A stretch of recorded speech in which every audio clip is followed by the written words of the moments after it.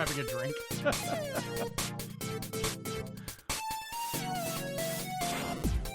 All right, and welcome to the Zenspath Entertainment Network podcast, episode 202, the beginning of our season 8 of the show here in 2026, first show of the year.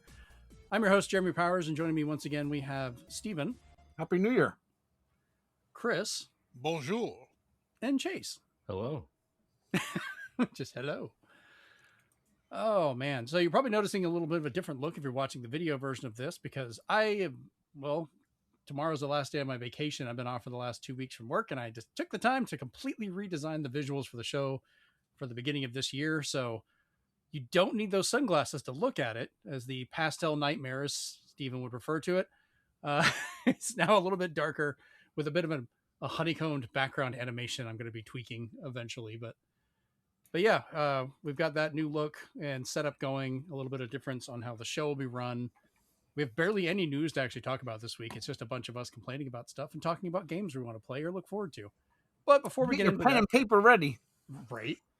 Yeah, get your internet comments ready for if we don't like the games that you love or vice versa. We don't care. We're going to talk about it anyways, but you can complain to us. It's just more people watch the show that way, whatever. Before we get into that, though, let's jump into what we've been doing. So we'll start off, Steven, with you. What you been doing, man? Believe it or not, I've been playing ZZZ, and I recently got approved for the ZZZ credit card, so I now can specifically use my PlayStation Visa for ZZZ purchases. It's more to gauge how much I spend. It's enough that you bought a credit card, or you got a credit card. That is already a warning sign, okay? Hey, man, he's got double dip for those points, all right? Yeah, get 5% back. Okay. Corporate greed. I played. I got the next 4 volumes of the Neo Geo Selection for Switch, which I do recommend buying if from VGP Video Games Plus if you do, because they give you slipcases for all 10 volumes. So, but you have to buy at least 2 to get the slipcase for both. But anyway. Right. So I was like, okay, let me delve into 7 through 10, not play some fighting games really, but see what other games they have in there that are not part of their usual meta. And I'm going to go in order, but in Selection 7, I played Prehistoric Isle 2, which is basically taking Darius and mixing it with Primal Rage, because you just are shooting the crap out of all the dinosaurs. And that's it. And then every time there's people to be rescued, you'll be defending them from a bunch of dinosaurs, but then the rescue plane will always be like, I'm full, and we'll leave a bunch of people behind that you have to carry to the next place, or if you get hit, they die, of course. But that one wasn't too bad. Then I played the biggest pile of trolling ever called Magician Lord, one of the first Neo Geo games I ever played in the arcade. I see why I should have never put quarters in that one, because that game gets increasingly worse in terms of trolling you, to the part where they give you a Lost Woods / Super Mario 8-4 maze that if you don't take it a certain way, it just scrolls, but they don't even tell you. You just get an ever-revolving infinite place, unless I had to look up an old ASCII game FAQ that told me which path to take. So I was like, I think that was part of the reason why Magician Lord was so popular on the home release of the Neo Geo, because people are like, cool, we don't have to waste quarters.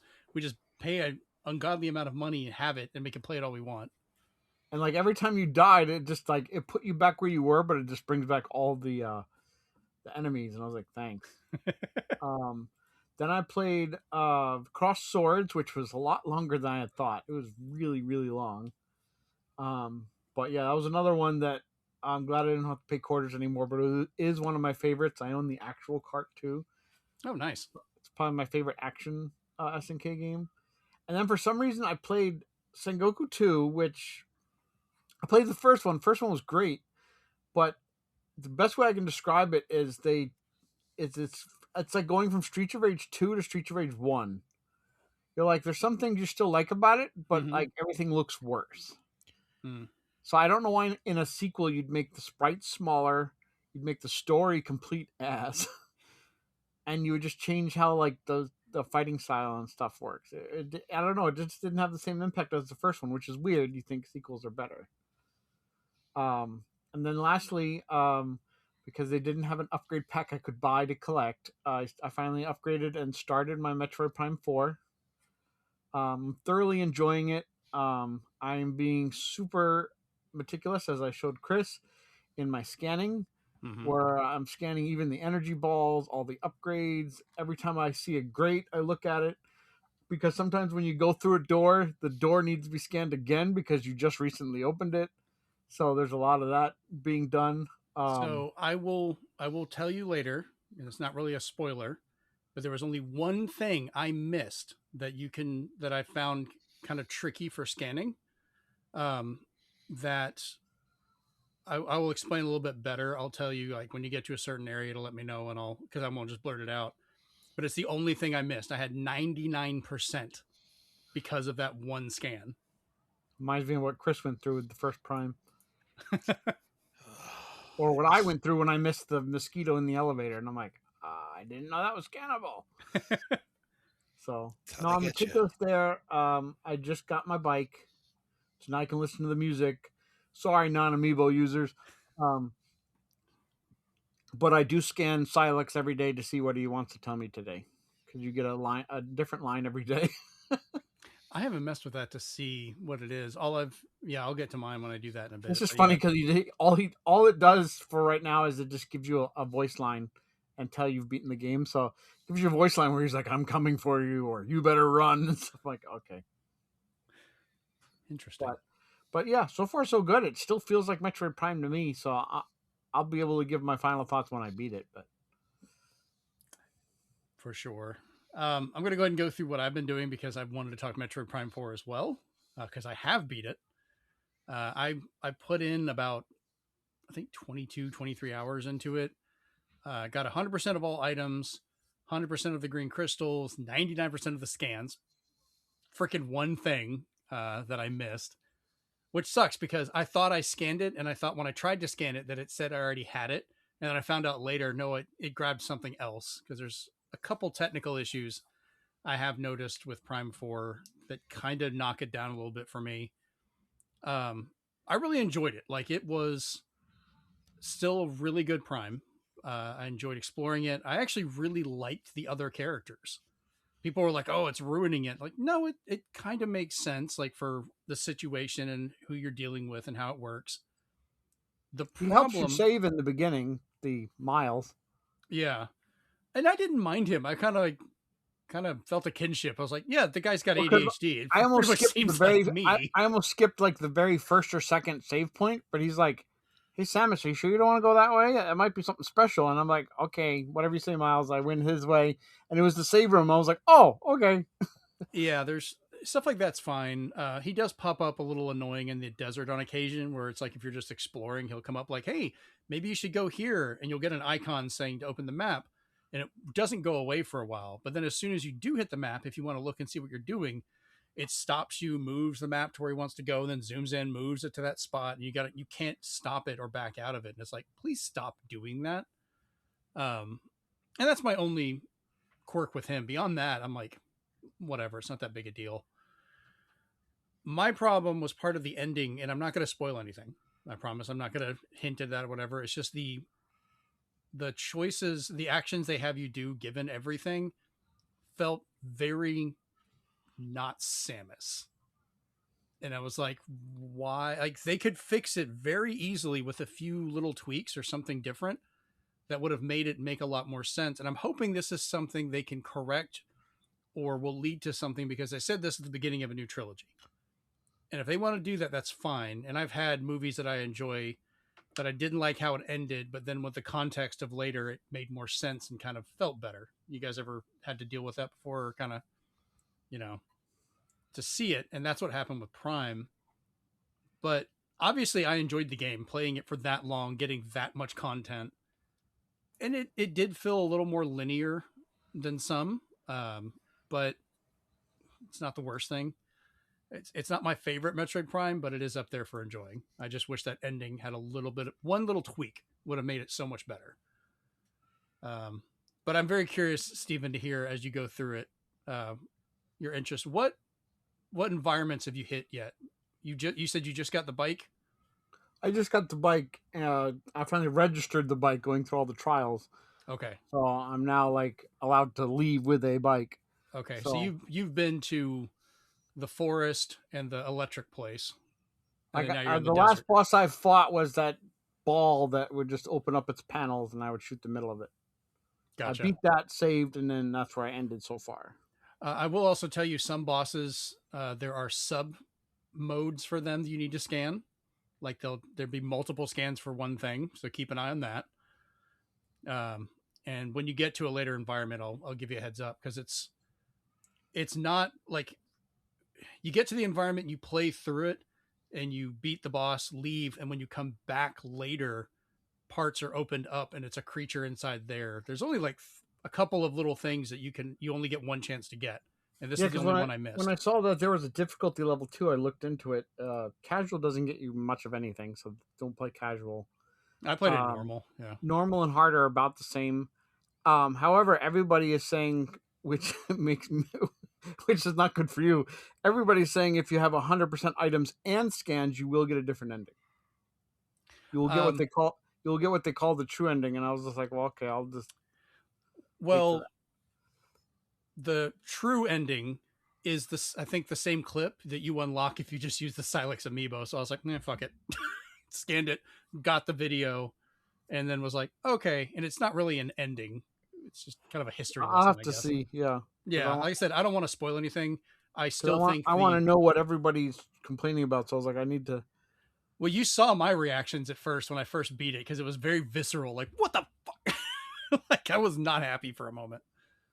But we'll see. I've had time to stop and think about it, but I've had no one else to talk to about it. So hurry up and finish it. I'll get there. Yeah. I'm still playing Fantasia Neo Dimension, which is very not like me. It's an RPG that I've actually been intrigued with, and I keep sticking to.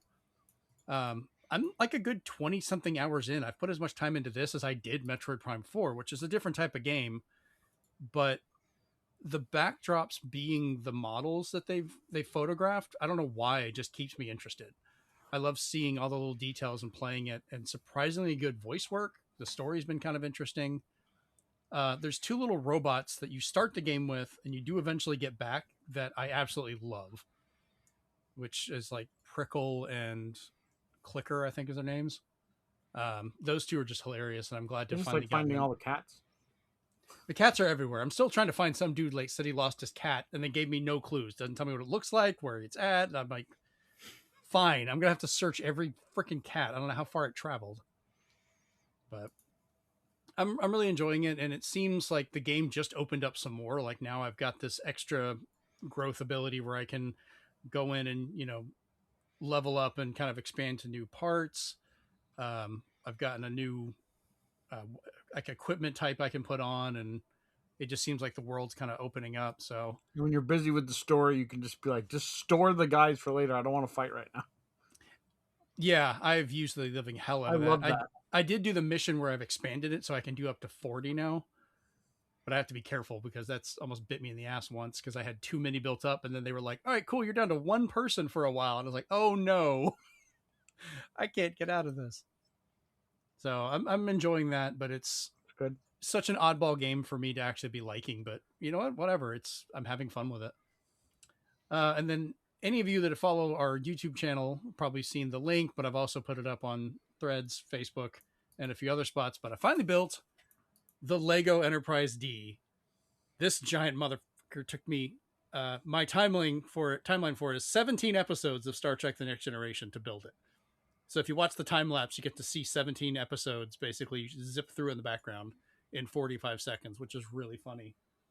But this thing is 3,600 pieces. It took me like 11, 12 hours maybe to put it together, like just constantly going at it.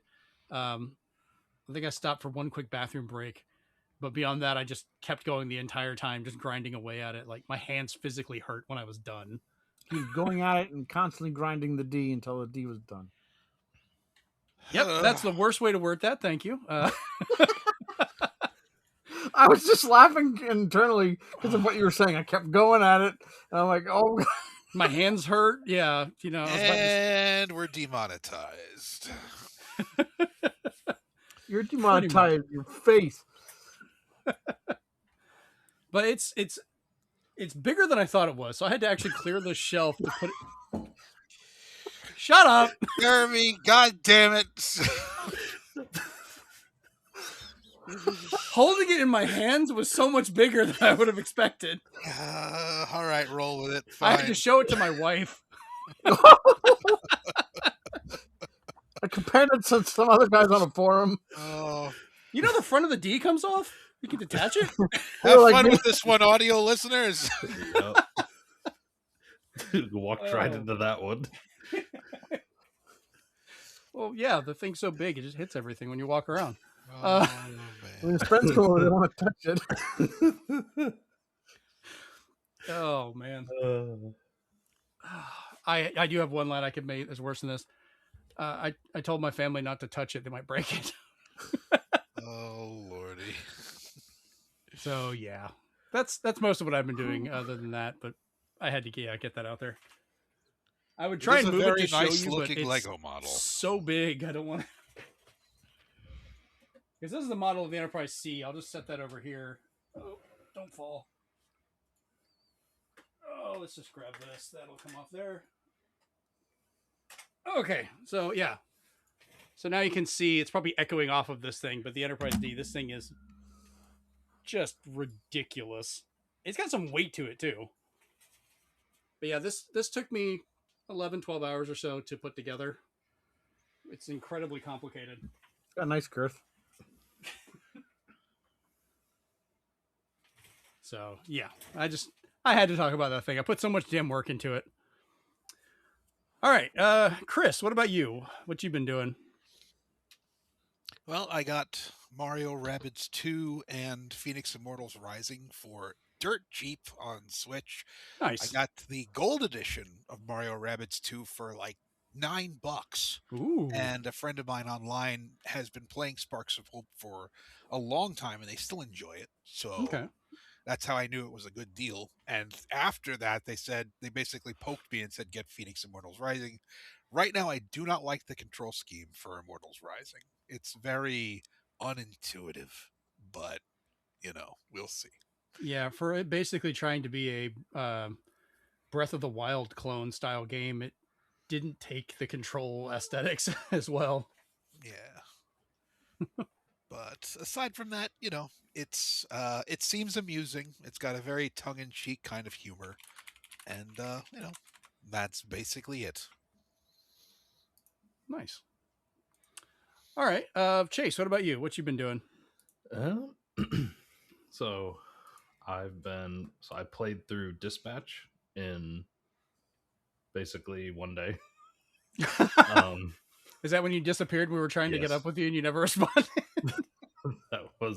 Yes, that's the story. I was not feeling well. And I was like, Dispatch was on sale and I wanted to, and I was like, I saw like some clips of it on YouTube and I was like, oh man, this actually looks like something I might be able to get into. Maybe so I finally just decided to break down and get it. It was like binge watching a Saturday morning cartoon series. Like I literally just started from the beginning and I just grinded it because I was hooked. Like I was absolutely addicted to it like the whole way through. There was nothing that was going to pry me away from that game. And then at the end of it, once it was all done, I'm like, why is there so many notifications on my phone? Oh shit. Look at the time. Yeah. Yep, we're just like, yeah, we'll join you for. Like, I'm not going to do the show today, but I'll join you afterwards. And then certainly he'll see one of these messages. Right. Yeah, after he's done. There was literally, that game is so good though. I actually recommend anybody that, even if it's maybe not necessarily your thing, it's actually quite entertaining. I'll be getting it in a couple of weeks. So. Yeah, I'm 100%. I know it's my thing. Like I love that type of game, and I'll probably double dip. I'll get the regular, and if they make a physical, I'll get the physical. Same, but I'm gonna get it. It's coming to Switch 2, and I was like, this feels like it would be such a great game to be able to travel with and mess around with, and so yeah, it's like, because it's not necessarily like, I wouldn't necessarily say it's a game that I would necessarily play, but just the voice acting and like the how like how some of the characters just don't care at all. like the voice acting's top notch because I think they got the fellow from Breaking Bad to voice the They did. Yeah, Aaron main Paul. character. Mhm. Yeah, and then They got the who's who of like regular voice actors too. yeah, also on top of like Critical Role, basically Critical Role cast. I think a lot of them are in it. You guys like but- to talk. Would you like money? One of the characters is named Chase, and I love it. He's great. So he basically just talks shit to everybody and doesn't give a fuck about nothing. So I'm here for it. But no, that game's fantastic, and I'm definitely curious to see what some of the choices that people make are, and to be able to compare them to mine. Does it give you like a readout at the end, or are you Yep. just wondering? Oh, okay. Nice. Well, so it gives you a readout at the end of every episode, but it gives you a readout of like you compared to the rest of the people that have played it. So it'll say like, Yep. you know, you and like 54% of all the other players made this choice. You and 60% of the players decided to go with this option. Okay, so I'll remember to take a screenshot as I get those. Yeah. I've been doing that. I've been doing the screenshot a lot in Metroid Prime 4. Whenever I'm like, I need to come back to this to open it, so I was like, screenshot. Yeah, screenshot, I've taken a lot of screenshots. Hell, my computer background at work now is one of the things from that. The map has got some good things you can use as well. But like for the games you're talking about, Chase, that's a lot of the old Telltale games are kind of like this, which I used to play a lot. And I know some of that group is who went to make this. So that's why it directly feeds into it. But see, that's why I didn't think I would really like it though, because I'm not necessarily a fan of like the Telltale games. But this one, for some reason, just like spoke to me. Maybe it's because of the superhero theme and just the animation art style. I think they probably hit like a setting you liked. Yeah, because before it was only like Walking Dead, Sam and Max. Walking Dead, Sam and Max, Back to the Future, Fable is a good comic book one that I think you would like, but hopefully they will make the second part. They're working on it. I think the only one that you might like though, because of how it takes something popular and turns it on its head, would be The Wolf Among Us. Oh yeah, yeah, I probably like that one. That's what I meant to say. The Wolf Among Us is from Fables. That's the comic it's from. Okay, yeah. So yeah, I always think of it as Fable because they said they've been working on the second one for as long as GTA 6. So yeah, I kind of wish they would continue that. It's been a while. Duke Nukem Forever. Star Citizen. I think GTA's gotten a longer development time than that. So I don't know. Well, GTA 5 was GTA 5 like what 12 years or something. GTA 5 was an Xbox 360 game. I still have the collector's edition release from it. GTA 6 though, they said they've been developing for like almost a decade, I think though. So they're still working on it. Yeah, it's about the same. It's getting up there. Yeah. Duke Nukem was like 10 years, I think. So. And then some people left from GTA 6, so they're like, it's gonna take longer, sorry. Yeah. That's just so much shit. And then it finally went on sale.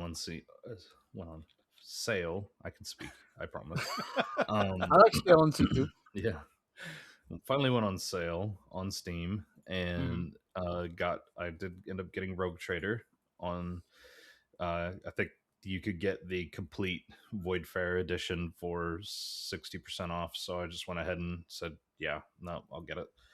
Nice. Really enjoying it. I played it for a little bit on the PS5, but then I kind of like stopped playing it, and so then I've got it again because I kind of wanted to play it on PC. And I'm really enjoying it. I've gotten further than I was before, but I'm still technically in chapter 2 at the moment. But I'm really enjoying it. What kind of game is it? I'm not familiar with that one. So it's a CRPG made by Owlcat Games. It's set in the 40K universe. You play as a rogue trader, which is it's a really interesting way to describe it. Think like think like Star Trek, but in the 40K universe, in a sense. Basically, you're Okay, you have me intrigued now. well, so basically, you're this very important person that's been granted what's called the warrant of trade by the Emperor, and it's basically this relic that gets passed down from through the line of the dynasty, so to speak. And what your basic job is, what the warrant of trade is, it's basically a contract between you and the Emperor of Mankind, saying that you're going to basically go out in front of the Empire, and you're going to go out into this expanse, and you're going to bring new worlds into the fold. So you're basically kind of like the early scouting party, and you bring in these new worlds. You basically discover and scan these new worlds, and you bring them into the fold, so to speak. So it's Space Mormons. kind of kind of in a way, but yeah, it's a really fun game. The only thing that I would say, like, the ship combat's pretty fun, because there's combat like on the planets, there's combat, like ship combat in certain sectors, because you actually have like a space map and you have to warp travel between different systems and scan planets and do things like that. So kind of like think like Mass Effect in a way, in that regard. And then there's also but the it's really wordy. There's a lot of dialogue, there's a lot of reading, so I know that's a turnoff for some people. But the game's actually there's actually some pretty entertaining segments in it, but I will save those for a segment that we're gonna do a little bit later. What's up, Swan? Just as a PSA, make sure you check out reviews for the Switch 2 version of it first, because people are saying it's not optimized at all and runs like garbage. Oh, for Rogue Trader? So yeah, Rogue Trader. So see if it's been updated since then. Otherwise, I would go the same route as Chase did. I didn't even know it was an option. I was just going to go. It was like the first Switch 2 Warhammer game, like shadow dropped, but then people are like, it's false advertisement because it's not optimized and everything looks bad, and I'm like, or runs bad, and I was like, oh, I hope it gets patched. Yeah, Owlcat Games did a pretty good job with it, because before that they did 2 Pathfinder games, and they've obviously done a good enough job that Games Workshop said they could do another one, because they're the ones that are doing Dark Heresy. Oh, there you go. So yeah, no, I'm excited for that. I've got the collector's edition of Dark Heresy pre-ordered, actually. And otherwise for me, that's kind of been about it, actually. Nice. All right, well, we'll go ahead and jump over to our group chat, where I guess Steven and I get to show off a whole bunch of stuff we picked up recently. Pickups! So much pickups. I'm clicked on the wrong window. Nope, doesn't want to play the sound. All right, I'll do it manually. Jinkies have played. Right? Freaking thing's being annoying today. All right, well, Steven, I will let you start off, because I know you're excited. You put it in red letters that you want to... Well, that's my color. I just figured you were excited. Even though it's only part 1, volume 1, so I have to get the rest of them. I finally found the Time Toon Adventures collection, so this is the first 4 discs. Nice. From there, I bought a copy of the How I Spent My Summer Vacation, which I love that movie. We were gonna do an extra quarter about it, and the person backed out on me. So, if anyone loves that cartoon and wants to talk about it, I'm down. This is a mouthful, but I got the 2 volumes, the only 2 volumes they made, of Genso Suiko Gaiden, which are text adventures for Suikoden between the games 3 and 4. I specifically bought them because there are English patches out for both of them, so I can play them on my Polymega and download the translation patch. I was about to say, those don't look like English covers, man. I collect dragons for Funko, and Christian pointed out that he found Spyro at the store we were at. Ooh. So I picked up Spyro to go in my dragon collection. Did you ever get Shenlong? Huh? Did you ever get Shenlong Dragon Ball? No. Yeah, I've got him. He's like big. I'll see if I think I see them on occasion. I'll see if I can find it. I added 2 more pinball games to my Saturn collection. So I have Last Gladiator Digital Pinball and Pro Pinball to go with my other 2 pinball games, Hyper 3D and True Pinball. Yeah, I didn't realize those were on Saturn. Like I said, I'm still trying to build up. When you find stuff like that, let me know, because I cannot find a definitive list of pinball games, and I'm trying to make one as I collect them. I got Who Framed Roger Rabbit on regular Game Boy. Nice. It's one of those fun facts. It's one of the earliest games that Shinji Mikami worked on. Oh. So it's got his touch on it. And lastly, I bought cereal. Oh. New cereal, not old cereal. We have the Mario Galaxy Movie Tricks, Blue Raspberry. I didn't even know that was a thing. And we have Strawberry Lucky Charms also with Mario and Luigi this time. No, not Luigi, just some green guy. So I have to eat all that horrible cereal and then keep the boxes forever. See, I have cereal boxes back here from the Super Mario cereal, but that's just because those are amiibos. That's the only reason I still have those. And yes, the cereal's gone. I'm not keeping that either. It was okay. It was sugary. Yeah, it was. I'd rather have the 2 you have. Those are better choices for cereal. Blue Raspberry Tricks? I don't know. We'll see. So for myself, I've kind of picked up a whole bunch of crazy things. I ended up spending like almost $400 at our local game store picking up things. But I ended up picking Sonic Boom for the 3DS, just because that was such a weird Sonic game on the Wii U. It was just kind of funny to match that up. Very nice. A couple more of my Transformers games for my collection. I got Transformers Rise of the Dark Spark, which is terrible. It was disappointing for the Wii U because it was supposed to be the third in the trilogy from War for Cybertron and Follow Cybertron, but a different developer took it over, and we just pretend it doesn't exist. I only got it just for the collection. Otherwise, just play the first 2 and leave it alone. Transformers Dark of the Moon Stealth Force Edition, which is mostly just car combat. So that's actually kind of fun. They had one of the other Transformers games I was hoping to get that I was looking for. That was like the Autobot edition, because a couple of them were almost like Pokemon, where they'd separate Autobot and Decepticon into 2 different releases that were the same story from the 2 different sides. You have to buy the 2 games. But of course, I guess they had put the cartridge in the wrong case and sold it. So I got the case. So if I can just find the cartridge, I can at least finish it. For the Xbox, I finally picked up a copy of Avatar, which I know this one, I have to download a bunch of stuff for it, but I heard it was a really, really impressive looking game, and I wanted to kind of mess around with it. Co-op too. Oh, really? Did not know that. That's cool. I finally have, because I was going to buy this originally when it released, but I knew they were probably going to pull the same thing they did with the first game, which they did over and over again, which was they kept, like, you'd get it on one system for PS3.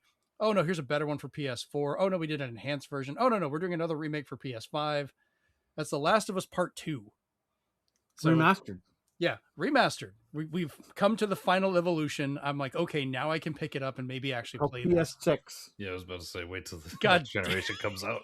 Then it's going to be The Last of Us Part 2 Remastered Definitive Edition plus Alpha. My only hope for that is that the systems are going to get delayed because RAM and other things have become so expensive now. This one I will probably never play, but I loved having it. It's the Sega PC release of Crazy Taxi. Because I love finding these weird versions of Sega games where they just shove them on. Might be the only one that has the original soundtrack now. No kidding. So this is one of my ones I loved, but I think my favorite is I have a Sonic collection for the Palm OS, and it's on an actual cartridge that's an SD card, but it's still sealed in its case. And I'm like, yeah, I'm not opening that. Chase, this one you might like and hate at the same time. That is Fire Emblem Warriors for the new 3DS. So it's a Warriors game, probably runs like shit. Yeah, because they had problems. I'm curious to see how many people could actually be on the same screen at one time, because I know the Switch undocked struggled hard. So I'm curious to see how the new 3DS handles that. Yeah, the screenshots in the back are not showing big groups, so I'm Yeah. not holding my hopes. It's actually Fire Emblem Warrior. There's one guy. Right. But I wanted to get this one because I found out this was the only Fire Emblem game we didn't have. So we have all of them now, which is nice. But this is my only third release that was new 3DS only, which was Xenoblade Chronicles was one of them, and Minecraft is the other. I don't know if they released any more beyond that were not digital only. I know the other thing that's rarer than this was DSi cartridge games. I think I've only got like one or two of those. I think that they ever made. Yeah, some of them weren't very good. No, they weren't. One of them was a camera game hunting ghosts, but not the good one. But that's all there was. I took a chance on this one because I kind of like the futuristic weird racers. But it's a game called Kinetica for the PlayStation 2. Yeah, that one's good. I've heard really good things for it, and there's the ones on the N64. What were those called? Not Gravity Rush. That's the PlayStation game. I'm blanking on it now, but there's the two like super speed futuristic bike racers that are finally playable on the new analog. I picked up a bunch of original Xbox games because I've been looking for a bunch of these. Kingdom Under Fire Heroes. That one's good. Yeah, that's a fun one to play. Prince of Persia: The Two Thrones, which good. I believe is backwards compatible and plays really well. This one I've been looking for a while is Gun Valkyrie, which is I've been wanting to play this for a while, and it finally popped up the other day, and I was like, all right, cool, I can take that off my list. And then a few that I picked up just for fun, Hunter the Reckoning. Oh, hey. Yeah, there's like 3 versions of those. So yeah, I have no idea. It's going to roll the dice. This one, I'm not going to lie, I bought it strictly because I think I heard a few people talk about it, and I liked the cover art, so I was curious to try it. It's Enclave. That's out for Switch now, HD version. God damn it. Well, I'll play it on here, whatever.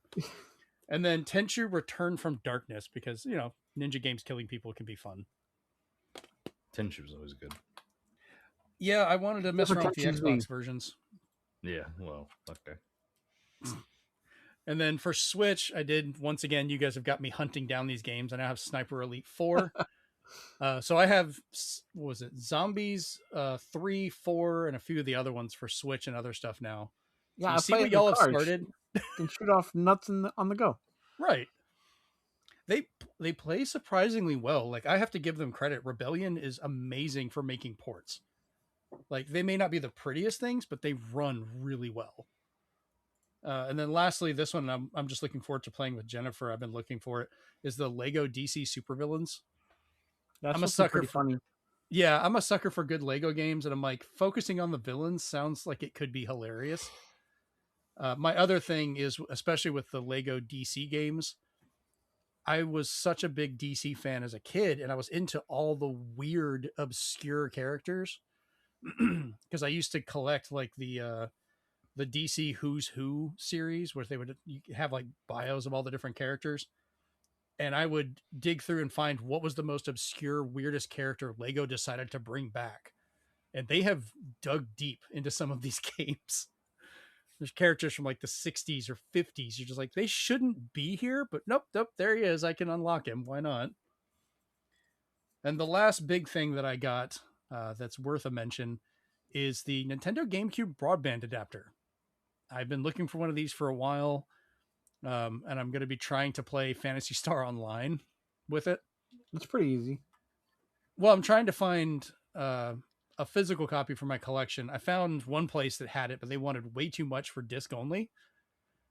But I have a modded GameCube, so I'm just going to put it on there and play it that way for now. There's no point in me, paying all this extra for a not complete version. If I get it, I want the case and everything.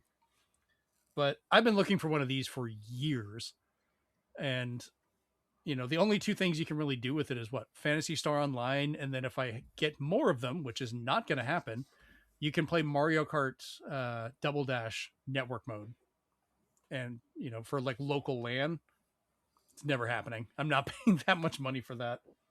So who knows? All right, let's jump into our not news but question day, because we're basically just talking a bunch more.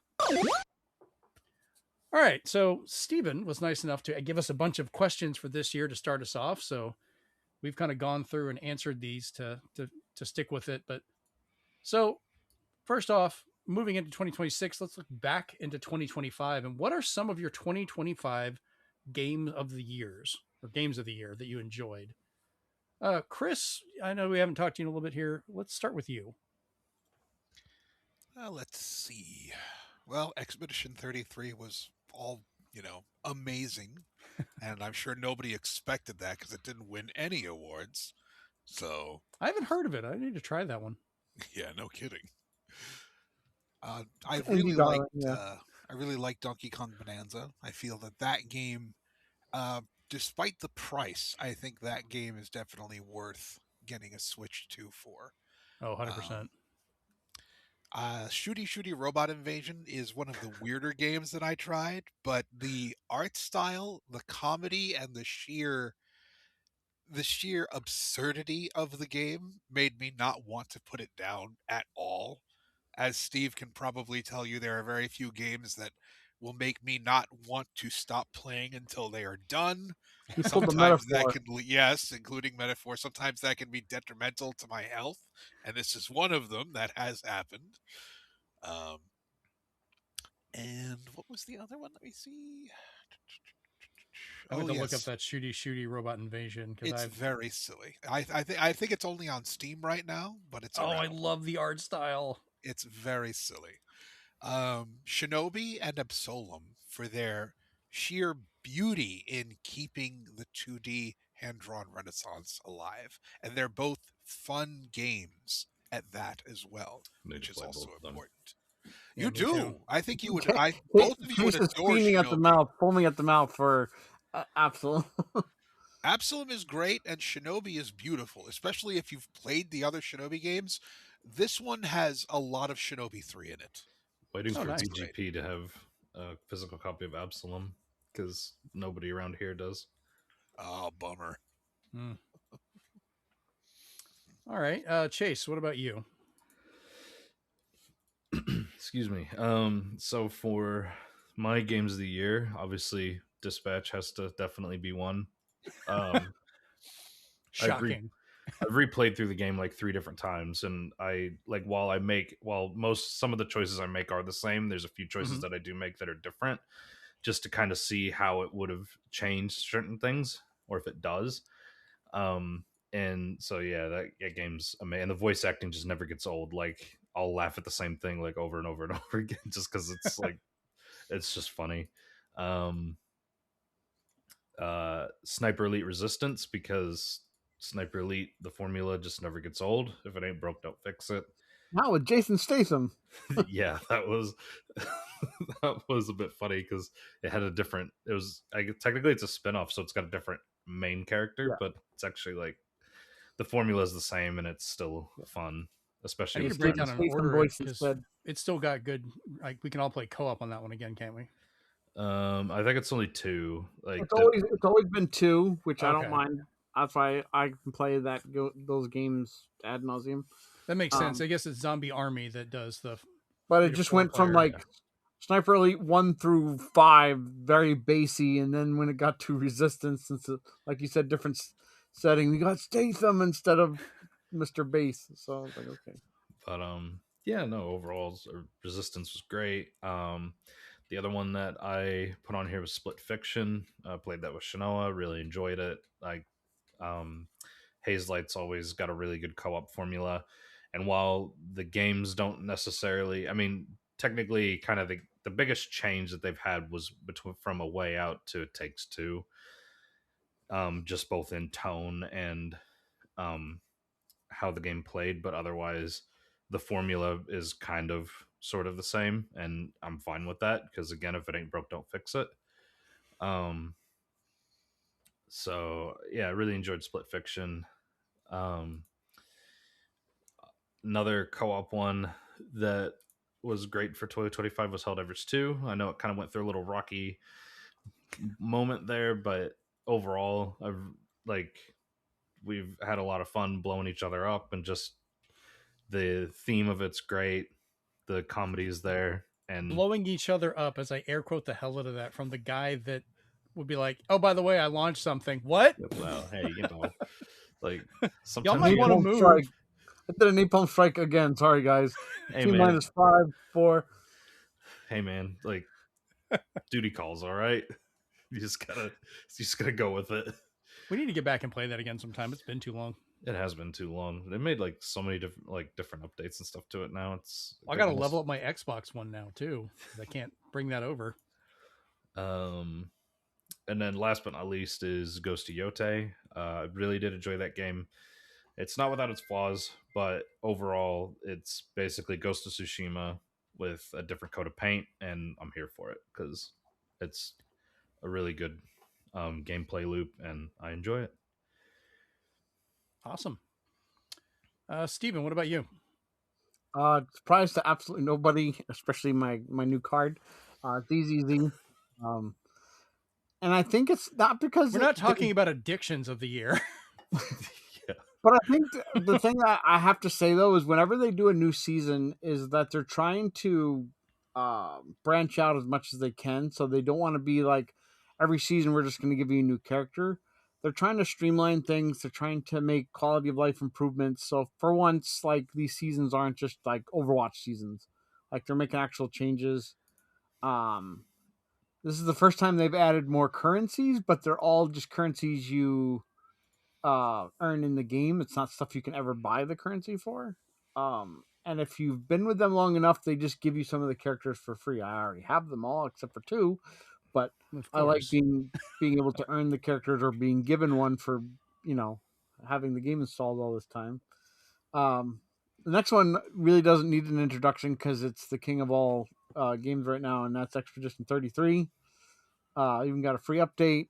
Even won a Steam Award for Best Soundtrack, but got robbed of Game of the Year. That's understandable, I guess. But that was one of those games that going into it, I heard enough about that I was just like, I should try it. And for some reason, it gripped me like Final Fantasy VI did. And I put those right next to each other now in terms of like my interest in their worlds and their story, which I usually don't put anything near Final Fantasy VI because you can't touch it. But this one, I'm like, yeah, this comes pretty close. Like I can put it in the same echelon now. And all it took was a couple of decades. Yeah. It's not my fault. It's gaming. I think he would only like Expedition 33 more if it charged him like a monthly fee or had characters to buy. Because a lot of these games, like they're my games of the year because even when I'm done playing them, all I can think about is playing them, going back to playing them until I beat the game or finish the game. Mm-hmm. So that's why a lot of these made the list, and like some of these didn't, because as many as I put in there, Sniper Elite I do play in small bursts sometimes as well, but these are ones that just stayed with me. And I wanted to like 100% them, like get everything I can. Another one is Ball X Pit, which Chris can attest to because he saw my town in the game. Is the addictive nature of anything Devolver Digital likes to put out. I think if you have that one more game mentality, one more try mentality, then it gets published by Devolver Digital because they just know how to do that stuff. Where you're just like, I need to do it again. I need to do it again. Because they were part of the ones for Enter the Gungeon, weren't they? Yeah. Yeah, because that one got me. Good God. I played that game so much. Total Chaos, because I was, after the G-Man Lives on YouTube was talking about it, I was like, this sounds so much up my alley. I can't ignore it. I played it. I loved it. The only reason I'm stopping is because they are going to release a physical for only PS5. So I don't want to beat it on Xbox and not being able to do anything with it because it's on Game Pass. So I was like, I'll get the physical and I'll start again and play through the whole game. My next one is Peak, because that's another one that no matter how many times I play it, it's for me, it's still endlessly fun because I never know what's going to happen. And the greatest thing in the world is proximity chat, is getting to hear somebody scream where I can hardly hear them because they're being attacked by antlions or giant ants or melting or all kinds of stuff. And Yeah, I that just heard antlion, good God. they added zombies to it now that they have characters that look like your campers, but they have mushrooms all over them, and they'll come and eat you or bite you. Yeah, I got to meet the camp counselor. So I was like, that's pretty sweet. Another one, because Chris reminded me of, was Shinobi, because Shinobi was another one that had good enough parts of like Metroidvania with maps and stuff and backtracking, where I went through the whole game. I unlocked everything, every costume. I even got the secret battle, which is such an awesome secret battle. I definitely recommend trying to get to that. I can't wait for the DLC where I get to fight Goro Majima, Robotnik, and Death Adder. That's going to be insane. Oh, Lord. And then lastly, because it came in just under the wire, and I've been playing the crap out of it, was Terminator 2D Fate. It is probably the most faithful to its source material that I've seen in a while. Even to the fact where you can make alternate choices and go with like what if scenarios in the Terminator 2 mythos, which is neat. That's one of those. I'm trying to find a physical copy. It's become really hard to locate within a reasonable amount. But I love the little details, like if you play it on the hardest difficulty, that the Terminator in the bar fight is wearing the purple swim shorts that Arnold did during filming of that scene, because he's supposed to be naked, but they didn't film it naked. So they threw in these just crazy purple, like 90s style swim shorts. And that's what he's wearing because that's what he wore during those scenes. And I was like, that's such a deep cut. I'm glad to hear it's good, though. I've been waiting on that one. It's really good.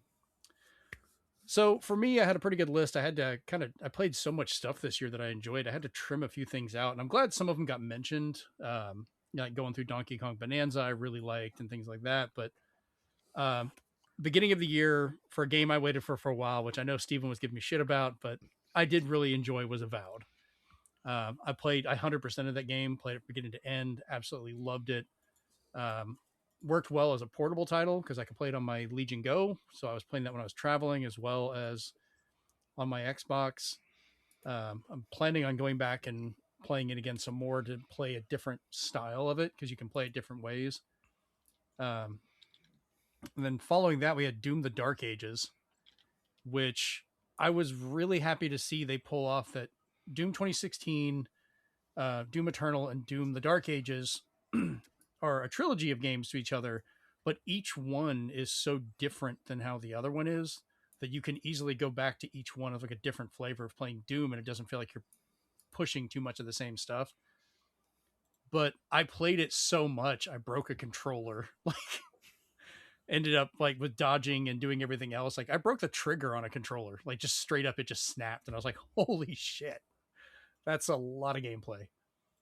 But I kind of worry that I haven't heard too much about it from people. Like they just it went to the wayside with everything else coming out, but definitely a good entry for that. After that, I had Fantasy Life I, The Girl Who Steals Time, which I find it funny. We're finally getting the Switch and Switch 2 US editions, but I ended up importing it for the Switch to get it physically. But I played the heck out of it. I've maxed out all the different classes that are in it. I'm still exploring the different levels. There's a new update. Yeah, I've got to get the new update for that. Jennifer was playing it for a while, so her and I could play together, which I think a lot of what I enjoy is I leveled everybody up as high as they would go so I could help her out with stuff. You know, I can make her armor. I can, do whatever to work with her on it. But the Fantasy Life games I've always really enjoyed. Like I played them so much on the 3DS, and I like how it carried over to the Switch and the Switch 2, and I look forward to whatever else they come out with for those. Cyberpunk 2077 Ultimate Edition. It's a little bit of a cheat because it's the Switch 2 release. I know that game came out a while back, but I have to say it was an incredibly impressive port of that game that brought in a lot of options, had all the DLC, which I hadn't played before.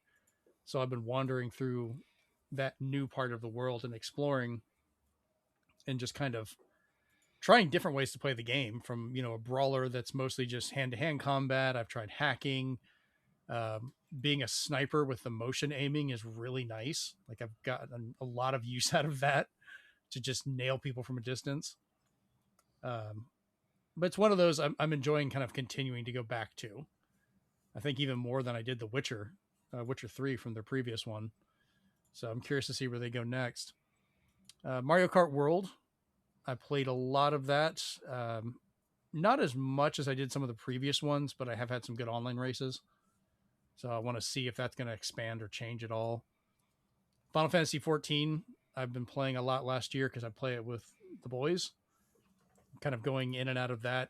I guess it's like the only MMO I'm really messing with anymore. I play it every couple months. Of course, Peak, once again, playing that mostly with Steven because we can't, Chase is busy doing other stuff.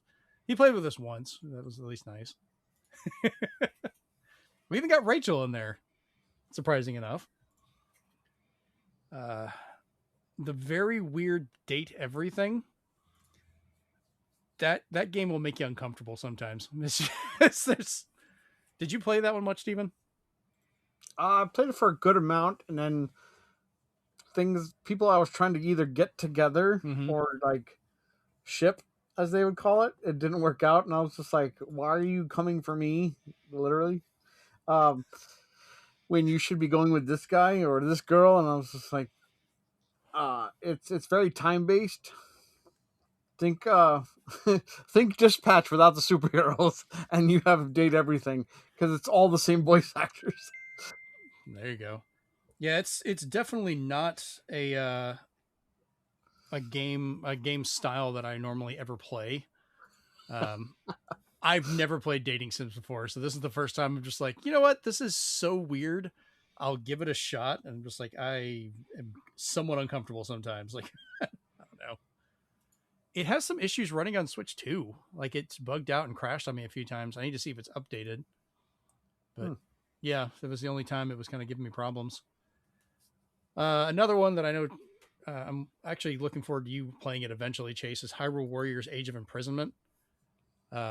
This one I was very impressed with. I put a good almost 40 hours into it. Like I think I played like 30 something hours, finished the main story, never actually did a mission twice. That was just the amount of content it had for you to go through. And then now I'm kind of going back and finishing up some of the extra stuff, which is good. And then lastly, Kirby Air Riders.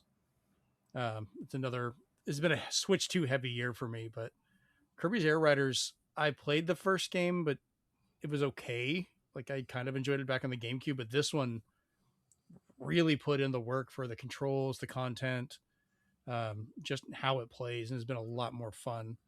Super expensive amiibos though. Dear God, those things are not cheap. Each one of them cost me as much as a copy of Hades 2, which a piece of plastic should not cost as much as a game that good. Just hands down. It should not. So, all right, let's go over to our next little section here.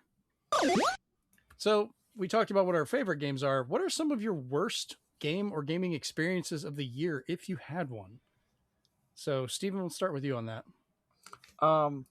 Hey everyone. Do you like Control? Rich universe, great story, great characters. Goes along with Alan Wake, also connects to each other. Very, very cool. I love how they did that. I'd love another spin-off that could enrich the universe. Enter FBC Firebreak. Sweet. So I'm going to get some story. No. I mean, we were so excited for more. No. I'm going to get something that just makes me enjoy even playing the game. No. All I can say is some of the missions that Chase and I had to do was burn 100 Post-its. Now burn 500 Post-it notes. Now burn 10,000 Post-it notes. Now burn 1 million Post-it notes. And you can also get them wet. But don't forget, every time you get them wet, you have to go back and you have to, take a shower and dry off or get more water from the faucet so you can douse some more Post-it notes. The most banal, I'm going to use that word, objectives you had to do was so horrible and just outright bad that you were just like, no matter what difficulty you played it on, it was always the same experience. Nothing changed. It was just equally annoying. If you're not burning Post-it notes, you're putting foam everywhere. It's just horrible. And speaking of horrible, let's talk about Long Drive North. I'm sorry, developer, but that needs to go in the oven for a little while longer and maybe hire a bug tester, because Chase and I started that game, and it's supposed to be an RV survival game. So it gives us both an RV so our dogs can be with us. Except when I hosted and he joined my game, his car had an engine, my car did not. Glitch number 1. I'm missing an engine. Can't drive the car. Had to abandon the RV. Then the game's like, well, you can get in his RV. That's fine, but not your dog. Your dog has to just run alongside the road with you, while his dog gets to like sit in the front seat with him. So I was like, all right. You can get tired, thirsty, and hungry really quick. But they've almost obliterated any way of getting any kind of materials. And I think at one point Chase and I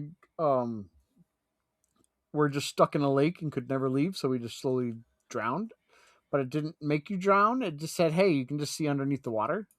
And our dog was, of course, there. And the game never got better. The game never told us where to go. It was just spaced out too far apart. And you could revive each other, but all I got to hear from Chase was, I'm dead. And I'm dead again. And I'm dead again. And lastly, because I was going to mention this before the show, and I was like, no, let me save it for this section. Hey, if you have already a digital card in a store, you should not have a code in the box physical version. That's just greed, and it's stupid. So I'm looking at you, Split Fiction, for Switch 2. You have a code in the box, and then right above it, you have a card, which is the same thing. The only difference is plastic. Same price. It's just, I'm all for a code in the box if it's the only way you can get it, unless you get it online. But don't double dip. Don't just have two versions of the same thing, digital or digital with plastic. That's the dumbest thing I've ever seen. And Hazelight, or I'm going to put the blame on EA, though. EA, stop being greedy. This is why you're being bought out by the Saudis. Anyway. At least the one time I fell for it this month was just on accident. Yeah, and then they reprint stuff like that. So right. They're not doing a good practice either. But you right above it, 2 inches above it, you can't find a card for Assassin's Creed collection. Right. They don't make that. But Split Fiction, it's like, do you want the card version or do you want the card version with plastic? It's like, no, I want a physical card. It somehow costs the same. Yeah. Oh man. So for mine, once again, FPC Firebreak. Thankfully, you guys warned me off of that. I was all in. I was like, I'll buy it. We'll play. You guys had it on Game Pass. You're like, no, let us try it. And you're like, Jeremy, don't buy it. Stop it. Do not buy this game. Like you kept telling me that. we ate the chips. We got Listeria, and Jeremy's like, those look tasty. And we're like, no, they give you Listeria. Do not eat those chips. So we tasted the poison, and we prevented you from getting any of it. You took the hit. I appreciate that. I spent no money. I did not buy it. Another thing I was disappointed with, though, was the release of Tony Hawk Pro Skater 3 and 4 HD. I loved 1 and 2 HD. I thought they did a really good job on those. I got it on Xbox, and then I got it on Switch. It was really fun to go through and play those. And Tony Hawk 3 is not bad on here, but Tony Hawk 4, they took all of that story mode that was available, chopped all of it out, and basically just ported the original PlayStation version, which was just 2-minute runs through broken down levels. And that's it. You get none of the actual interesting, fun stuff from the game, which sucks because Tony Hawk 4 was a lot of fun.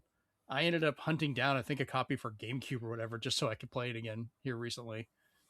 So that was sad. I was really looking forward to getting that. Even if it was just digital, I wanted to play it on the go, but I'll stick with 1 and 2. And then lastly, after waiting months after it released, ended up paying more for this particular version, finding out that the Mortal Kombat Legacy collection is still not all on cart because they just decided to put a earlier alpha version of the game on the cartridge that was actually earlier than the one they'd already digitally released, which makes it even worse. And it doesn't have all the games on it. And I get it, some people are like, oh, it's just an update, it'll be fine. But I particularly paid extra and waited to get to what they promised, that it was all on cart. So that's what kind of pissed me off about that. Like, if you're going to have, it might as well be a key card at that point. At least then they would have an excuse.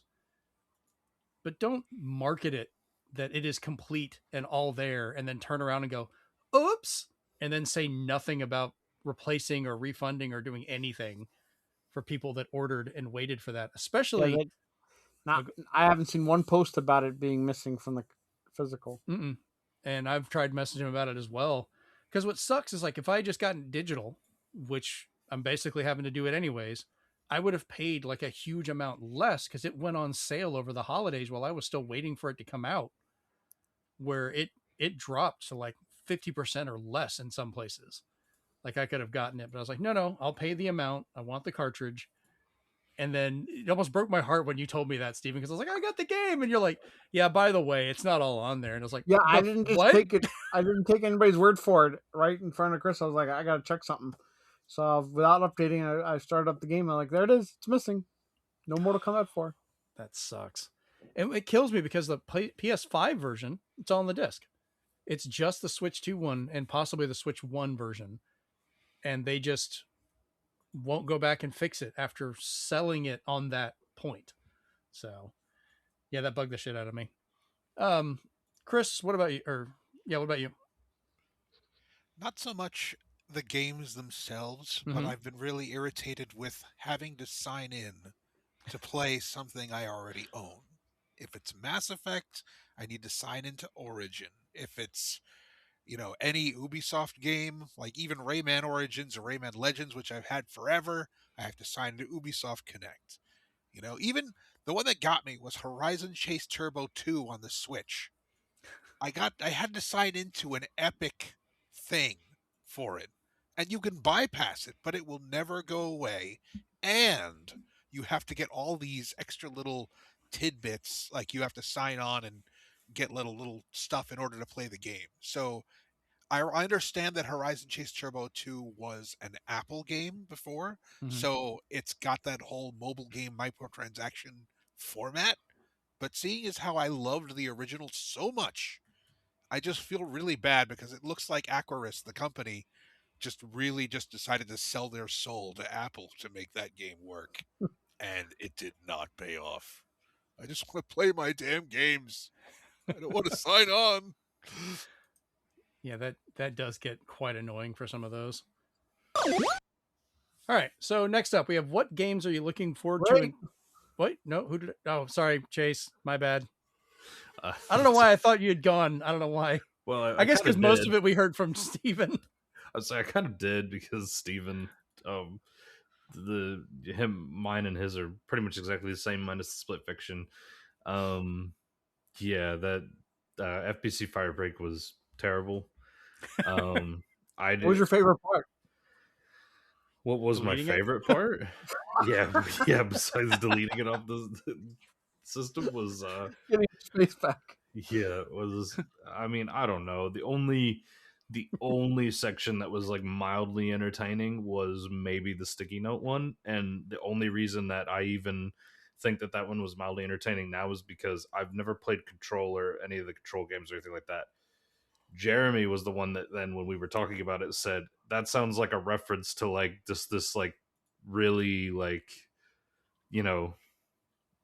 just kind of what's the word? Yeah, I'm there's a looking whole for? thing with the sticky notes in that area. Like, there's a whole room and you fight sticky note monsters. Yeah, that kind of fits with the thing of Control, and that's why I was like, oh, I really want to play this because I loved all the references and had played through it finally, and that's what broke my heart when y'all like, please don't get this. Just stay away from it, man. Yeah. But Jeremy was like, yeah, it sounds like a reference to just kind of like this real like this joke that they had at one section of Control. Whatever. I was like, oh, okay, maybe that makes sense now. But yeah, otherwise, nah. I just FBC Firebreak was just really, it was just this game that it was a hero shooter lost in the sea of hero shooters. It's just, yeah. This could have probably been, if this would have been a different style of game, it probably would have been better. Just remember that Kraken supercomputer where we had to get the wires wet, and then we had to electrocute the wires, and then we had to spray something down. And that was the other problem with it too, though, is it's like if you weren't playing with 3 people, then you kind of were, in a way, you were kind of screwed because you were lacking a particular like piece of kit that would be useful in certain situations. And if you just didn't have that kit, then you like it made the things just a lot harder than it needed to be. And it had the Space Marine 2 thing turned to 11 where people were like, I don't like that class, so we're all playing the same class. Yeah. And that's the problem too, is if everybody's not playing a different class, then you also have the same issue where you're losing out on certain kits that would help you in certain situations. And then, yeah, Long Drive North was just a head scratcher for me. I was like, I get it. It's probably like, it looks like one of those games that maybe, it doesn't have like a very big development team, and I'm sorry, but the game sucks. It's ass. It's just terrible. Maybe somebody will think that I'm wrong, and God bless you. But like, to me, it was, it started off with Swan's RV not even having an engine, just randomly not having an engine, so we both couldn't even like drive our RVs around. Swan could get in my RV, but his dog couldn't. And then after about like playing the game for 10 minutes, my character just constantly kept dying because of this stupid, really, I'm starting to be on Jeremy's side with this. I hate hunger mechanics. Fuck Thank you. That. It's just my character just got really hungry, just fall over, collapse. Swan revived me. I walked like 5 more steps, fell over, collapse. Swan revived me again, and then I just walked a little bit further, fell over, collapse. There's no place for food.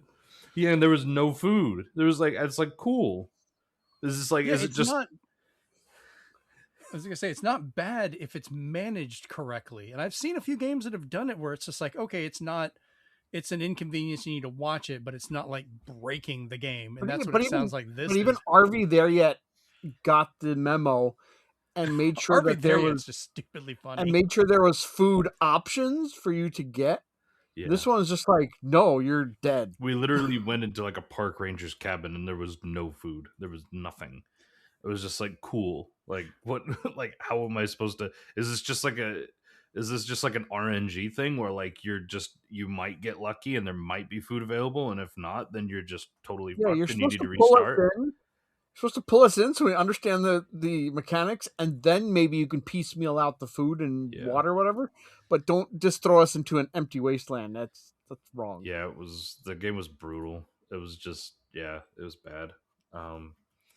Those were really my only 2 like negative kind of hunger mechanics. Yeah, but I'm starting to agree with Jeremy. Like, hunger mechanics are just however bullshit. I would like to have an honorable mentioned here. Oh, nice. And while it's not the worst, it's a head scratcher right now, and it's the Black Ops 7 story mode. What the hell's going on? This is why AI is bad, people. It's not even that. We haven't even got to that section yet. You want to know what it is? I don't feel like I'm playing Black Ops 7. I actually feel like not at all. I actually feel like I'm playing like what FBC Firebreak should be. Because like exactly. Because at one point Swan looked at me, or Swan didn't look at me, but he just like said to me, he's like, "Are we playing Black Ops? Or are we playing Control? Like, what are we playing?" And I was just like, "Yeah, I feel like this was made by Remedy Studios. I don't feel like this was made by Treyarch in any way, shape, or form."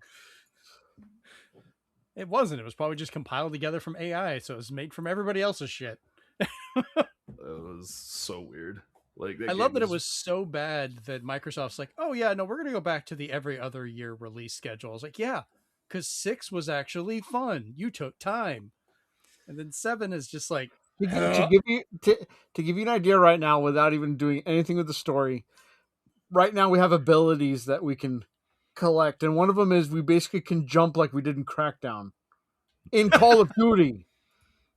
Yeah, it's gone back to like the futuristic thing, which I thought was. God. But this one doesn't make any sense. In Call of Duty Infinite Warfare, they explained it because of hydraulics in your boots and pumps and all that. This one, it's like, you can jump because you're in this alternate world. I'm like, why? It's not even, you can tell it's already not great because you guys have not even told me you're playing this at all. So it's like, not like, Jeremy, We're you should get this and embarrassed. join us. We're just like, Yeah, I was like, we just kind of had this weird thing where we're like, do we want to just like run through this as quick as we can just to see what it's like? And we were like, you know what? Fuck it. Let's try it. well, you're finishing up your Game Pass, right? So it's just like, Yeah. might as well while you can. Yeah, I told them, I was like, we need to finish this before Game Pass expires for me. Yeah. And then like at one point, Swan and I were dropping giant machetes out of the sky on a boss. It was just like, what is this? Because I look at it this way, like Call of Duty 6, I paid full price for, and I don't feel bad about it. I've enjoyed it. I had fun with it. The story was actually interesting for the time period and what you went through. And then we had fun with zombie mode. I'd love to get back into that again sometime. But then 7, you guys are just like, all right, we could play it for free on Game Pass. We're not going to bother telling Jeremy to get it because no. And just what the hell? All right, let's get this over with. You thought Division 2 had bullet sponges. Oh boy. Yeah. Oh God. This one has like fucking ballistic gel. Well, I mean, part of it also, I hated the fact that even the single player is so broken because you have to be online. You can be timed out for not being there, like in a single player game that you can't even pause. Like they've completely butchered that. Hang on, You guys. also have to I gotta toggle go a to the switch. restroom. Oh wait, can we reload now because it's kicked me out? You also have to toggle a switch so that the computer fills in the rest of your squad, not other players. So when you want to play co-op, you could either get forced into a 4-player mess because you don't even know the other 2 people, and you need to go a certain way because it's not non-linear at all. But I'm like, okay, turn off fill squad so just the computer players play, and Chase doesn't get to pick his character. So I was like, okay. Oh God. Yeah, that game is something else. His character, she's called 50-50. Yeah. This sounds so much worse. I would rather go and play the other Kojima game, the Death This Stranding. plays Like like that those- makes more sense. It plays like a 360 shooter that you didn't hear about, and you're like, how is this game? And it's playable, but that's it. Yeah, it's playable, but yeah. It's certainly a game-ish. I know what the last boss is because everybody and their mother made fun of it, but I can't wait to get to it just so I can just make fun of it more. Jeez. I just want to finish it. Just that way. Part of me at this point just wants to see how off the wall, like out of pocket this thing gets at this If point. you guys Yeah, finish and I want my 110 gigs back. Yeah. If you guys finish this, we What? need to have a section just called "Why did we play this?" Yeah. Just let you two just go off about why did we do this, like just to talk about a bad game. Yeah. I'm sure we all could fill that on occasion. I just want to see how out of pocket this thing gets. It's getting Honestly, wild already. It is wild. Oh God. But that we were dropping giant machetes out of the sky on this is like random boss from like 4 games back, I was like, okay. All right. Well, let's now we'll continue to take a look at what we're actually looking forward to in 2026. All right. So once again, the games we're looking forward to in 2026, so we'll talk about those really quick. Chris, what you got? Well, Unbeatable's already out, but it looks like a lot of fun, and it's on Steam. I hope it comes out on other consoles. Which game is that? Like how? It's basically a rhythm game set in a post-apocalyptic area where music is no longer allowed because it summons spirits. So the idea is you mash the buttons in order Interesting. to stop the spirits, which come out as notes. So Okay. and it has animation that has been worked on for at least 7 years. So it's got amazing, beautiful artwork.